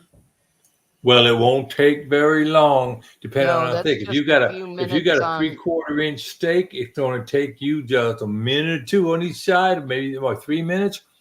And make sure you let it rest. Pour some butter on it. You're good to go. And the nice thing about steak, how can you really go wrong as long as you don't make steak tartare, right? Right. Well, this is true. This is true. That's how I Scott, how like do you like to mine. I cook want it yours? just barely not mooing anymore. I like Yeah. mine almost blue. But it's hard to get a restaurant to cook them like that. Oh, yeah, I can understand why. How about you? How about you, Woodster? What you got on the plan this week? Anything in I particular? think I froze up. You froze up. Well, it's going to be a 4-day work week for a lot of people, right? Those who are working, I mean. Can you still hear me? I can hear We you. can hear you. Yes. Yeah. Okay. My stream here looks like it's all It the does. pictures It's are all frozen. spinning. Oh, there it goes. All right. Hey, no camera's still worries, friend. froze. Maybe it'll catch up. Hey, I like what Bubba's saying. My goal is to get up each day, enjoy my journey. That's There right. you go. Exactly. Now, do you have a couple of trips planned to the gym this week, there, Bubba? Because I don't know if you all been following Bubba, but he's been going to the gym now, and he started off nice and slow, making sure the tendons and ligaments were in good working order. But now he's actually started to actually exercise. Oh, he hit the goalpost. Sorry. Uh-oh. Oh That no, misses that's a field nightmare goal. for a kicker. Oh, Texas geez. tried to tie it up with a field goal, and he hit the goalpost, and it bounced off. That'll happen. That'll happen. All right. That's a good idea, Christopher. Okay, season wrap in parchment paper and into a Ziploc before freezing for cooking and instant read digital thermometer. I do have one of those. It might be rusted. No, I'm kidding. I don't use one very much. It's terrible. Look, I live off of mostly ground beef, either just like mixed with eggs, or I'll make hamburger patties. I eat bacon. I eat more eggs. I do eat bologna and hot dogs, and I eat cod liver and once a week. I mean, cod liver's okay. And then I eat sardines every day. So far, I've craved them, so I've been eating them every day. Yes, Woodster, your camera is frozen. I have not found cod livers. Where are we getting cod livers? I order them from Amazon. Oh, Because I can't find them in the That grocery sounds store scary. either. Yeah, I can't find them in the grocery store, so I just order them. okay, all right. I'm not Well, that brave. okay. Well, as long as all I can sit there and say is this week, I think I ordered a fireplace, so I'm in this great big project, and I have been for 3 years to build a pavilion in my backyard. And the pavilion, and since I'm retired, the money tree doesn't fruit like it used to. It's a once a month fruit. And so we've been very dedicated and very, how do you call it, methodical And so concrete pad, then the roof. Early this summer, I closed in the gables. I ordered the fireplace, and since we're down here in Alabama, there's a lot of moisture, and so I've got a stainless steel fireplace I'm gonna put on there, and that should be in this week. And then my neighbor, the framer, is going to come back from his vacation, and I'm hopefully going to pick up this behemoth fireplace and start, because my goal is by late fall, maybe to be able to do this out at my pavilion in front of the fireplace. Oh, nice. Yeah. That'd be pretty cool. Well, I hope it's pretty warm, that's the whole idea of it. But yeah, I get you. But everybody has to have a dream, and I think that's the point I was getting to. Is, I mean, if our weeks get to be where they're rolling by and we don't really have a goal for that week, I think we could fall into a mundane trap, or a trap of mediocrity. So, like, I could see Woodster saying, "Hey, I'm going to go try to run sprints once this week," right? Or Carrie, you might sit there and say, "You know what? I'm going to intentionally go pick something up to strengthen." I did have that question for you too, Carrie, particularly for you. And I don't know if you've chronicled this or not, but have you had a bone density scan done? I have, and my bones are fine. I mean, they're I don't remember like what kind of a scale they used or whatever, but I mean, they said that they were fine. I could actually look it up, but yeah, my bone density is great. Well, I've been eating low carb though, and mostly keto for about the last, since 2015. Well, I asked that because, it might go along. Habitat for Humanity.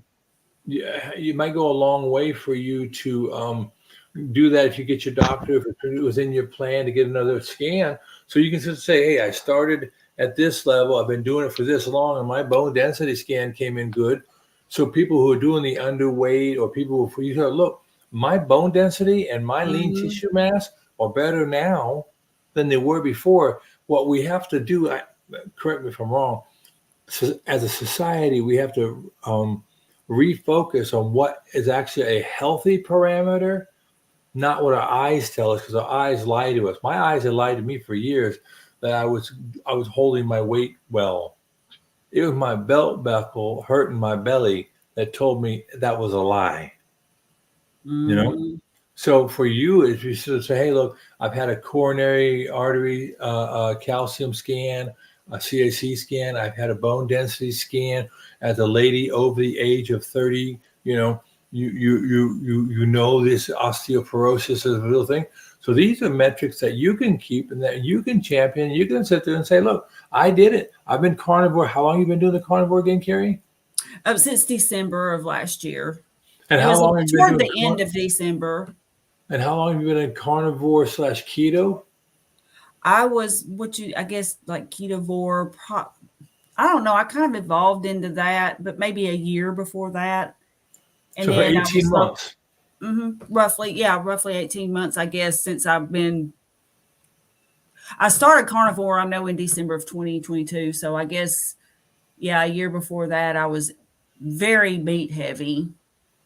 So these are the type of things. Like, if someone comes to me and says, "Hey, Scotty, you've been doing this thing. What did it do for you?" Well, I've got, because of the military and the VA, got lots of blood tests. I can sit there and say my triglycerides went from 400 to 72.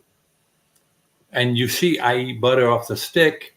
I do, and all my lipids. So I have that point of reference. And I think Dr. Barry says that a lot too, right? Oh yeah, he does. And right. I've got labs. I've been seeing the same primary care physician, for like 20 plus years.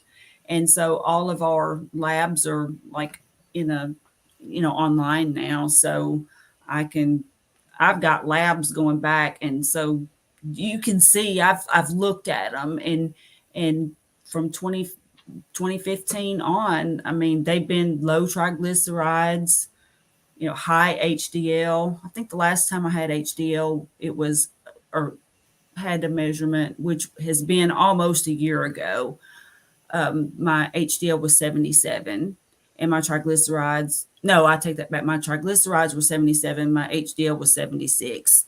So, So I think you could do like Carrie was talking. Did anybody see Carrie's show, his broadcast tonight?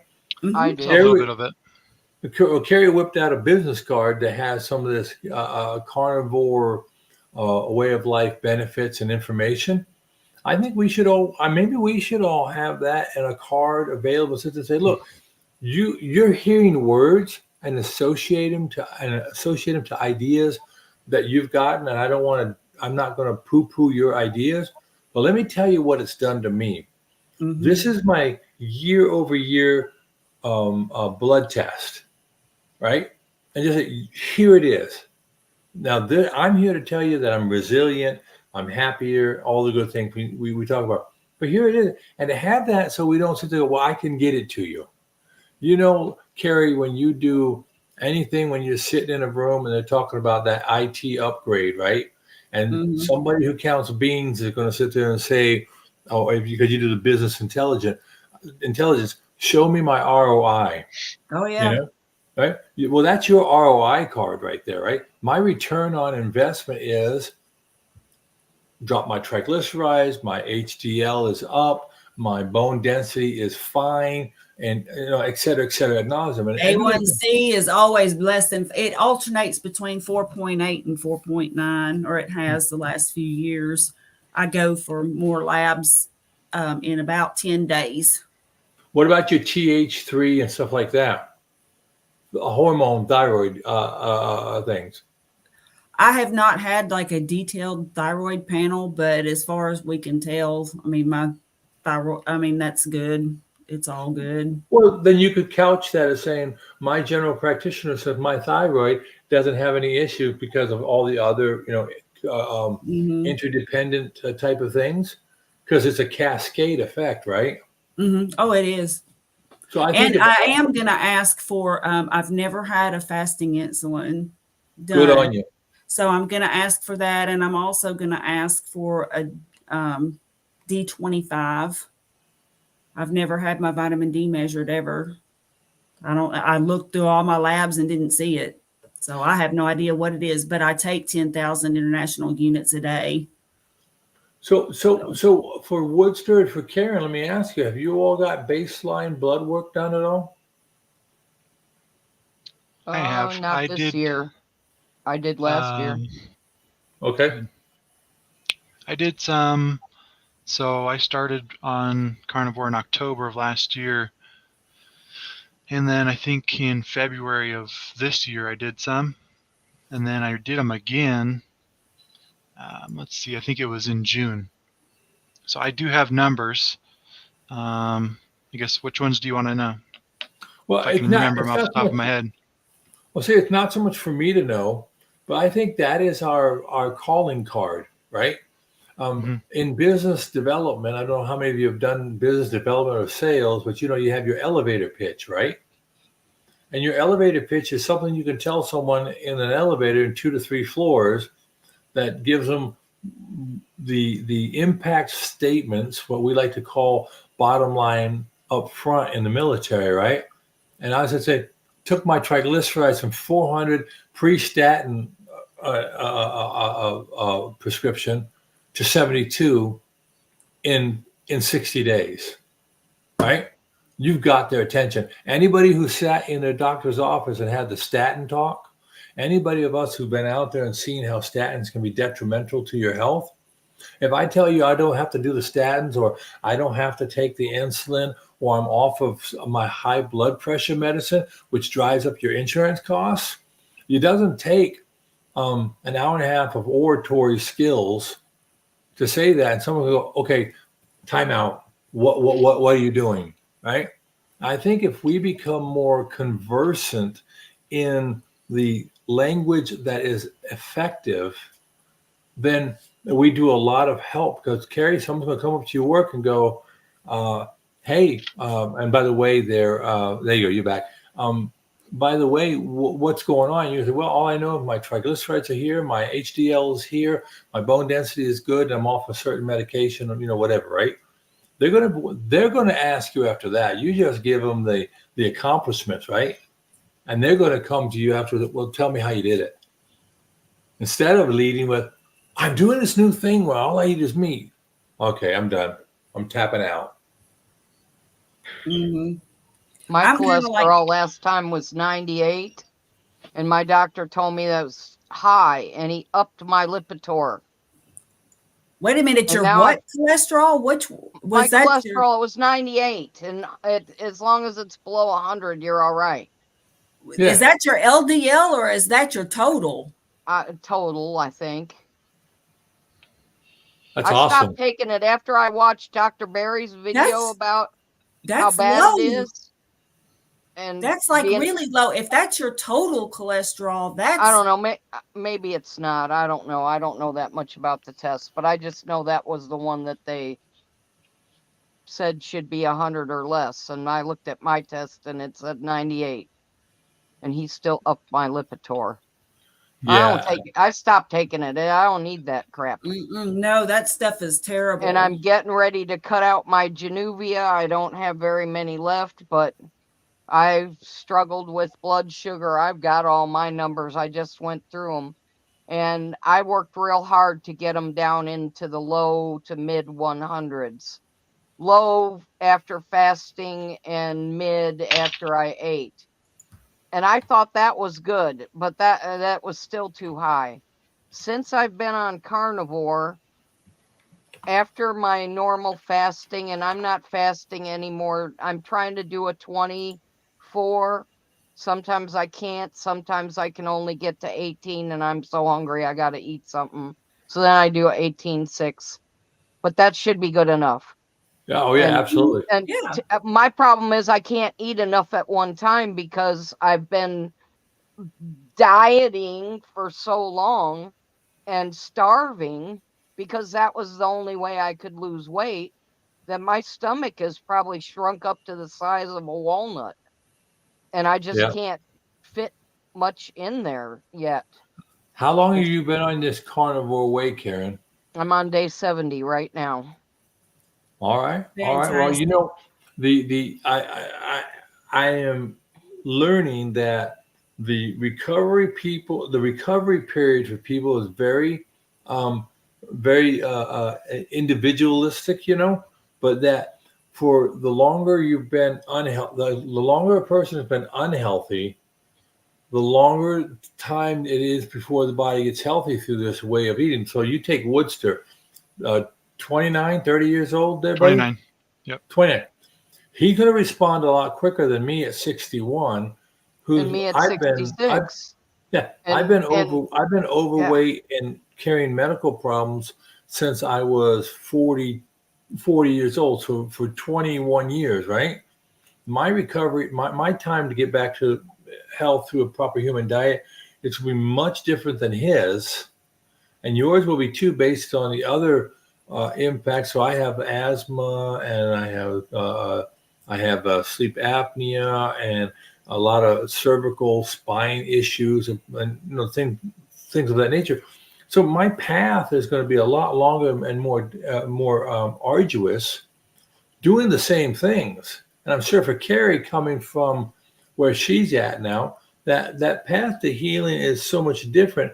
But they don't teach our doctors anything about that because they work so hard to get through medical school.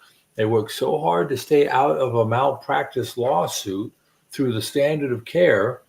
And they're seeing so many people to pay off the malpractice insurance, pay for their facility, for all their people that work for them, right?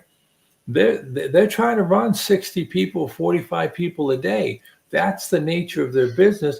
God bless them for what they do, right?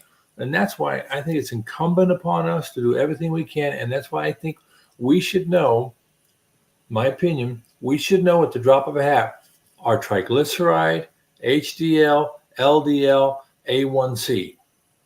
If we can say those four numbers and maybe even be able to say year over year, last year, this is what my four were. This year, this is where my 4 are. That will probably do more to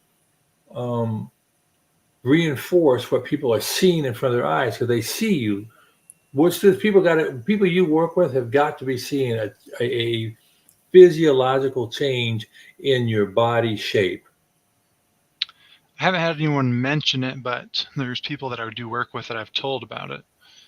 Right. There's a couple of them that watch the channel, but right. So the thing is, if we can sit and say, what you see is this, these are the numbers I have, it deflates all the imagery big pharma and big food has been pumping into their heads. Eat these 6 times a day. Eat these carbohydrate seed oil foods, right? And that's going to be that's going to be the currency. That's the word I was looking for. That's the currency we will trade in, is the medical information. Because everybody said, well, what are your labs like? What does your doctor say? I don't know what my doctor says. I don't care what my doctor says. I care what my labs say. But my LDL is like almost 200. I'm a lean mass hyper responder. So I can't use my cholesterol numbers. I mean, the triglycerides and the HDL, I can use that, and my A1C and my fasting glucose. But yeah, LDL, yeah, I can point them to Dr. David Diamond's work, or not Dr. I think he's just David Diamond. I forget if he's a doctor, but anyway, I'll point them to his work. And but you can learn very quickly through listening to Dr. Benjamin Bickman, right? And he's a lipidologist. He's like the fat doctor in the world, right? And here's what we need to know: an LDL is simply a canoe. It's an enclosed containment. You might call it a sidey wrapper, a sidey wrapper in coding, right? When you put things to work with other things. It's just a canoe that carries energy in it. So your LDL, whether it's HDL, LDL, small particle, it's either full or it's empty. It's going out with a bunch of energy or coming back empty. And you tell people LDL isn't the sine qua non of health.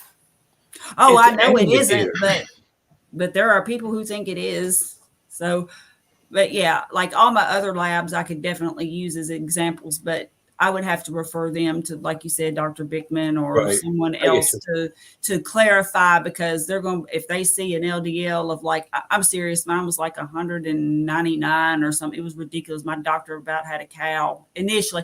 Now I will say that he does not nag me about, he will remind me every year that I need to be on a statin. And then I gently remind him back that I'm more concerned about my metabolic health. And then he drops it. So I think he tells me more just so he can check a box. Good. Well, I think that's, I mean, he's never nagged me. Now, if he starts nagging me, I'm going to go to my brother's doctor, because my brother had told his doctor that he was doing low carb and was thinking about doing carnivore. And his doctor said, oh, did you know there's a diet that's even stricter than carnivore that's called Lion? And I was like, my brother told me about it, and I was like, well, wow. I said, so what did he say about the fact that you're low carb? I said, did he freak out or anything? He said, no. He said he's heard good things about carnivore and Lion. And I was just like, so if my doctor nags me, I'm going to my brother's doctor. Sometimes yeah. I was going to say, I got my numbers here if you guys want to see them. Yeah. Okay, go ahead. I haven't shared them at all, so just tell me what you think of them. So this was in February of this year. HDL was 75. Woo! Triglycerides 122. LDL 186. And then it said non-HDL was 210. So your total, I guess. Well, Is that the total? That all sounds good. It's pretty good. I think so. Yeah, your numbers sound very much like mine. I mean, your cholesterol numbers, like your LDL and HDL. So did your doctor have a cow? I don't even have a actual doctor right now. I just went in and did like a wellness thing. They let you do labs for free. Well, It's like $20 for the basic labs. But Okay. I've considered getting a doctor, but I don't see a reason yet. No, I don't see a reason either. I think that that obviously no one here is a doctor. No one here is giving medical advice. Please don't construe anything we say as medical advice. Please see your doctor beforehand. But all those caveats aside, I think as a young man who is strong and who is vibrant and who is resilient, those numbers are only something that matter to a beatnik who isn't living in your shoes. And I think you are just fine by that. And if you continue to do what you're doing, your triglycerides are an indication of the amount of energy that are currently available in your blood. So when your fat cells and those LDLs are full and they're nice and fluffy, and think sometimes when your fat cells are too full or those LDLs are too full, they'll leak out triglycerides, and triglycerides are what they're measuring as a cheap understanding of the energy level in your blood at the time. So when you start to put and have lower amounts of sugar in your diet, and your body is now able to not have to worry about processing sugars and alcohols and whatever else, your body is more efficient to say, hey, I have more hands to metabolize and deal with the things you are eating, right? And your triglycerides will tend to fall through the floor in a carnivore diet, right? Because your body knows what to do with fats, and your body knows what to do with the proteins. And if you have your proteins and your fats in a proper ratio, i.e. 70% of your calories coming from fats, right? Then your body knows what to do and how to package and where to send them, what to do. And it's not fighting the battle of, oh, now I have this very toxic sugar substance that I can use, and now I have to shuttle all this other stuff over. And the shuttles are like a bus in a third world country where people falling off. That's that triglyceride that's in your body, right? It's able to be self-contained and properly moved to where it needs to go. The logistics is much cleaner because you're not having to deal with the toxicity of sugar, because sugars are very toxic for your body. So they're necessary. It's like running on JP8 or on kerosene versus running on diesel, right? So it's a matter of making it simpler for your body to not have to juggle so many things at one time. And then it has a prioritizing schema, which says I have to get rid of poisons like ethanol first. I have to deal with sugar next. And then since I can make fat, I'll deal with fat as I get a chance. I'll throw it wherever I want to. And maybe now I'll do some with the protein, depending on what's going on in your metabolic condition. But just make your body juggle less stuff, eating fat and protein, right? And over time, your body says, hey, I got this. I can shuffle these two things. I know what to do with these.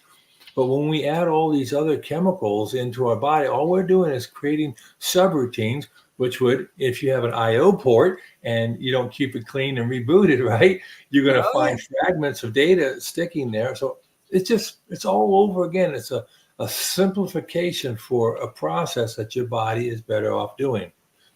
Anyway, that's all. I read that somewhere. That's all I know. All right, Woodster, what about the rest of your numbers? What you got? Well, let's see. Let me pull it back up here. So one of the more concerning ones was the hemoglobin, A1C. That was at a 5.5, so just 0.1 away from being pre-diabetic. But it had gone down between February and June of this year. I think it was down to a 5.2.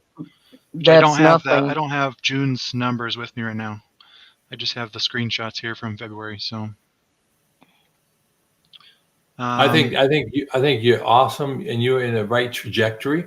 You with sprinting and everything, you're gonna be jam up and jelly tight.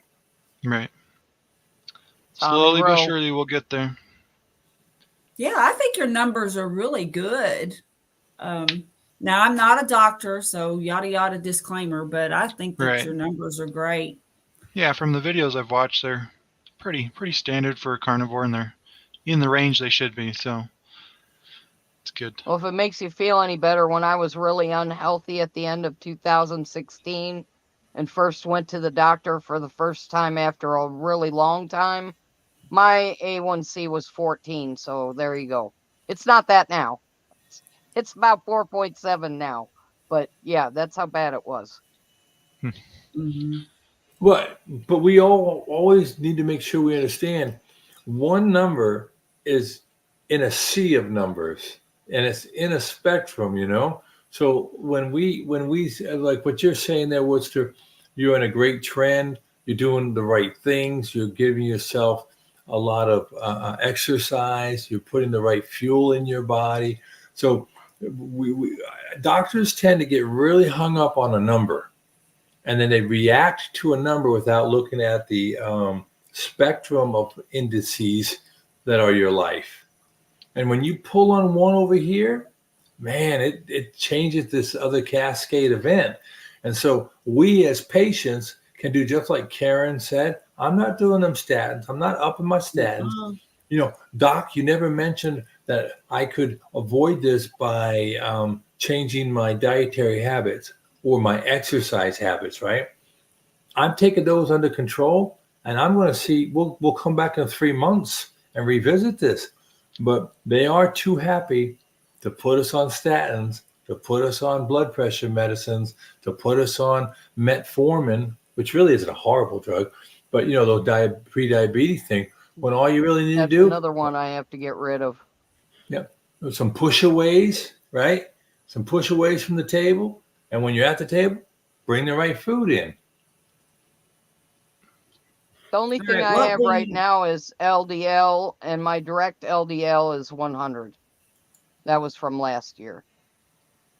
Oh, that's one that the doctors would be happy with. Right, but They he ain't still happy had with me up. mine. They still upped my Lipitor for that. That is awful. They must have reduced. Did they reduce the? No, because did that they- right there says that if it's less than or equal to 129, you're okay. You're in the range. Why So would that's they increase your Lipitor then? That does not make any because sense. they don't know what they're doing. There you go, Scott. I Yeah, swear, these doctors have to be getting kickbacks from Big Pharma. Remember when you'd go to the doctor and you'd walk out with so many sample pills you couldn't carry them all? They can't do that anymore. They've made that illegal. So they have to get their kickbacks somehow. And it's got to be happening. I just don't know, and I don't care enough to figure it out. But the Big Pharma's got to be giving these doctors kickbacks for prescribing certain drugs. Well, I know for a period of 4 years, I worked in an Army hospital. I was a data quality manager. And what that meant was I looked at all the things going on as a kind of like a knowledge engineer across all the business practices in a hospital. And what I know is when you go to the doctor, they have medical codes for everything that they do. So if a nurse weighs you, if they do, and they give a complexity to this code. So let's say a doctor comes and they see you, their staff measured you, and then the doctor asks you 4 or 5 different diagnostic questions over different areas, like if they address your diabetes, if they address your overweight status, they address your high blood pressure, right? They're getting the general what they call RVUs, and it's a measurement of value for what they did with the patient. So then they can code that to the International Code of Medical Codes, ICD, right? ICD-10. And what they can do then, predicated on what they did or what they say they did, what their staff did, and your medical history, then they bill insurance on that code, and that gets more. And then if they prescribe a medication, then they're going to get a more value for that code, and the insurance company and everything, the way they make their money increases. So it's a built-in bias to make you sicker, not healthier. Exactly. Right? And that's how the financial side of the hospital, I'm going to use the word corrupt, but I'm using it in a global high level way, poisons the well of what I believe. I believe doctors are near geniuses. I think that for the most part, they absolutely care, but they're driven like a rat in a cage running a hamster in that wheel. And they are driven down some very specific things to say, make sure you ask these questions about these things when we get more money off our RVU generation, right? And that's the unfortunate reality, I think, for probably 98% of our medical providers today. And it's revenue driven, not patient care driven. Well, and there are also things that they can't. Part of the work that I do involves. I got to be kind of careful but anyway, it's medical related, and so I deal with a lot of ICD data, data, like billing type, like 837I, 837P, all of that. And there are things that you cannot bill on the same day. So if you've ever asked your doctor before, like, hey, by the way, I meant to ask you about blah. And if they've actually, that is not them being a jerk. That is because they cannot bill. And in some of the services, it's like ridiculous. And you're just like, why can't you ask them about your toe jam at the same time you're asking about the boogers in your nose? It's just weird. But that's regulations for you. And that's not the doctor's fault. That's right. So yeah. I think that all of this leads us back to the same point. They. Well, no, me. Part of it. Me is something like I know my wife was a medical records release of information professional for the Army. She retired civil servant that did that, right? Mm-hmm. And she'd go to a specialist for rheumatoid arthritis. Mm-hmm. When we would get back the paperwork, it would tell that the doctor touched her, palpitated her, did this, did that. My wife said, she looked at me once. She waved a stethoscope in my general direction. Yet she billed for the whole gamut, right? Now that's probably fraudulent, right? But that's the standard. That's the standard. When I went to go see a urologist once, 30 seconds talking to me, 5 minutes talking to his dictaphone about a whole bunch of other things, and off he was going, but he billed the whole thing, right? This is the business model, and I'd love to hear. Well, I probably would never get the doctors in our circles to talk about it because that would be suicide. Because the AMA would come after them. Yeah, that's why people can't afford insurance now. What's weird is the doctors. I mean, a lot of them are pretty smart. If they're going to make it through all that schooling, and then they just get into this system where it just almost like some of them don't have a choice. It's almost like they just get used to. Like they know they're doing the wrong thing, and they just keep on doing it, and then it just becomes normal for them over time. But let's take a minute to look at that and say, don't restaurant workers do that? Don't we, when we're at work, we're supposed to have de minimis use of the internet and our phone?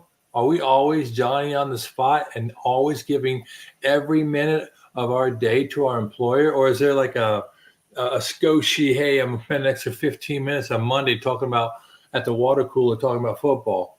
I want to be very careful that in our angst due to what has happened to us over years, we assign things correctly because someone said in there that so many doctors are corrupt. Well, I'm not going to argue that point other than to say, have we walked a mile or two in their shoes? The word compassion comes from two words, com, which means with, and patrie means suffering. So it is with suffering that we have compassion. I've walked a few miles in your shoes. Now, it's hard to walk in the shoes of a doctor, but when you think about all the costs, you think about all the things. And what about 15 years of diabetic patients saying, up yours, I'm going to eat every donut and I'm going to put barbecue sauce on my Wheaties, and you're just going to give me more medication because my insurance covers it.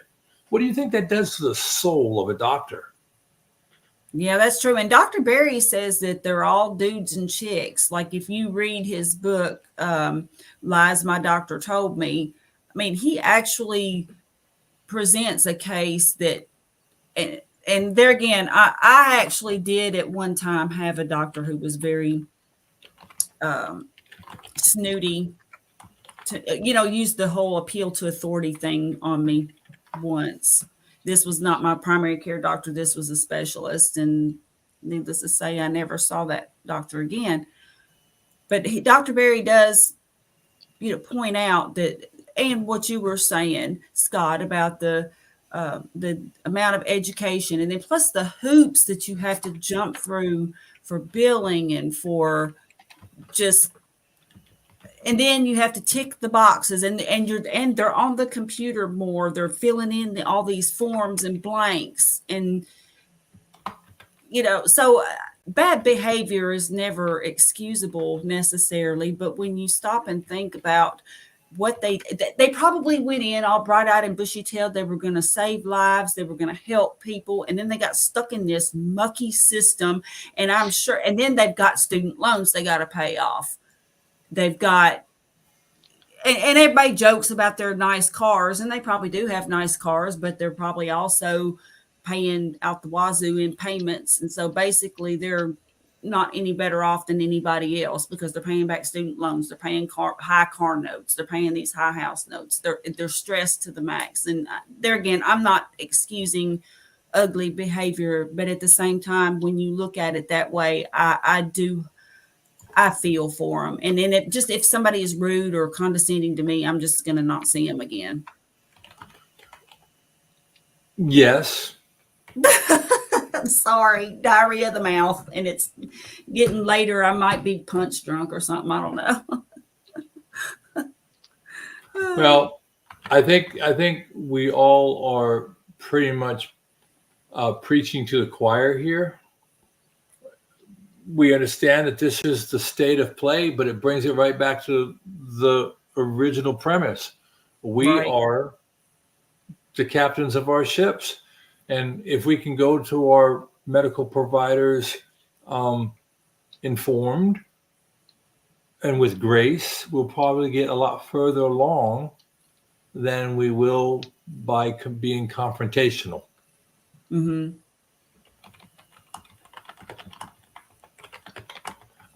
So, I mean, I think what you said was spot on there, Carrie. It is getting late and probably getting really close time for me to pull the plug on my stream.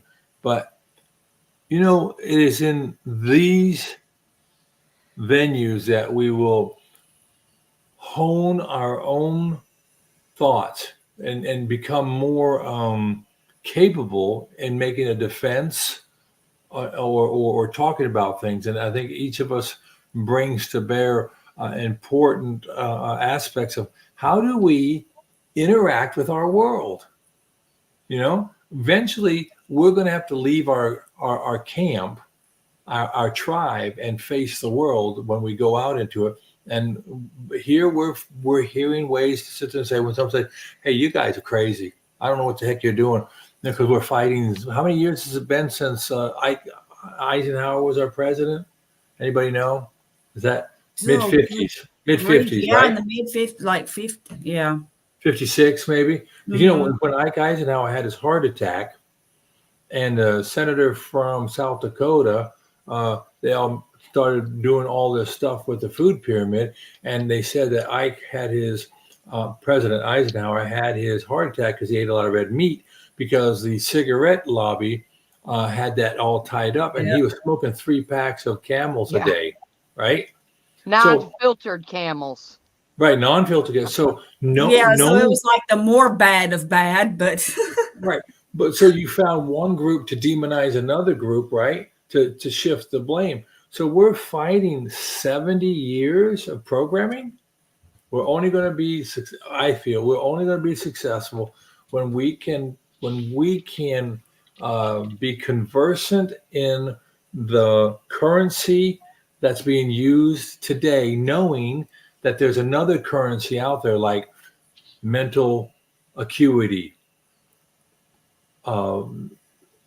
depression, anxiety reduced. I don't know how you measure. I do know how you measure, but less inflammation in your body, right? How do you quantify that to a guy or a gal standing next to you? You know, Right. you just have to sit and say, this is what my numbers are. This is how I feel. And I'm working with my doctor. My doctor says, hey, it's working for you. Carry on. By the way, if you have any questions, go to this website. You know, I can make it real simple for them. My knee didn't move before, and it does now. There you go. Something, short and sweet and to the point. that's right. So, well, with that, I think first of all, what I'd like to go around the horn. So I'd like to start with you, Woodster. Any last comments for the group this evening? I guess just like you said, you need to focus on your why, focus on your goals, and I'd say one day at a time, because that's all it takes to get off track, but it's also all it takes to get back on. So one day at a time. Good point. Good point. We don't have to make it any more difficult to get back on, right? Yep. All right. How about you, Karen? Any last comments for the goodness of the group? Well, I'll answer your question you asked before about goals for the week. I hit a scale goal today, so I have to make some more new scale goals and contemplate this next 40 pounds that I really need to. That's my next segment. So I have to figure out how I'm going to put that into the smaller goals that are easy to win. That's good. Good. It's always great to have a long-term and an intermediate one. And it always leaves you, as Carrie would say, you've always made a backup, a save point. So when you get to it, like your mountain climbing, right? And you put your baton in there and you get to move, and then you got something to save you if you have the inevitable setback. So that's good on you, Karen. And I'm glad you shared it. How about you? I'm going to start trying to do a little more weightlifting, just some simple stuff. My knees aren't very good, and I'm not very stable yet on my legs. The weight loss is helping, but I'm still not yet. And so I just have to do something to burn more calories, to burn, more fuel while I'm in my intermittent fasting. While I know I'm in ketosis, that's when I need to really ramp it up. Good. I'll be excited to hear over the next week and coming weeks what you're doing for resistance training and how you're meeting those goals. Good on you. I have some free weights, and I ordered a set of bands today, like Bill Knott has. Okay, cool. The stretchy bands. Good on you. Okay, Carrie, your turn. What you got for us? 2 things that I plan on doing this week. One is cooking a steak somehow. Sous vide. I hear it's all the thing. Oh, and 2, I'm going to decide on what type of dumbbells I'm getting.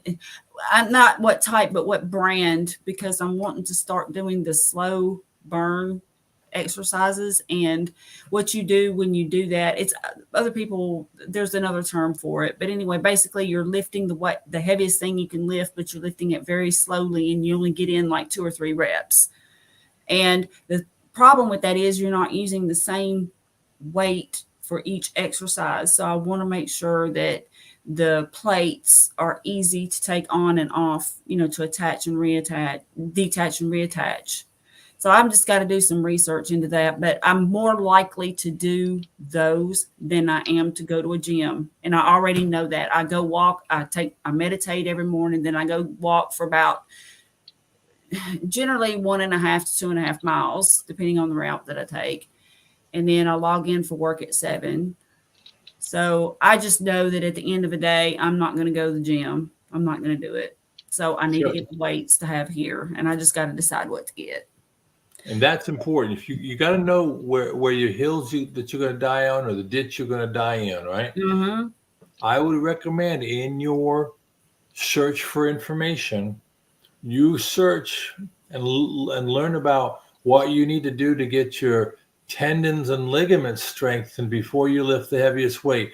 It is my experience and my understanding that your muscles can initially be much stronger than your tendons. And there's a part in your Wow. tendon called the Golgi area.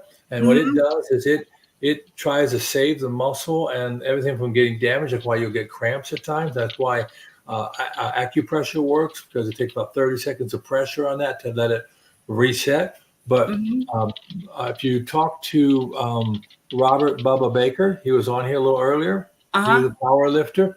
You want to spend a month or two, and I know Woodster is probably dying to talk here, but you want to spend a month or two with light weights to get those ligaments strengthened, because you can lift a heavy weight a lot of times. You can take a 2-pound dumbbell and do 100 curls, but you won't use your arms for 3 days after that.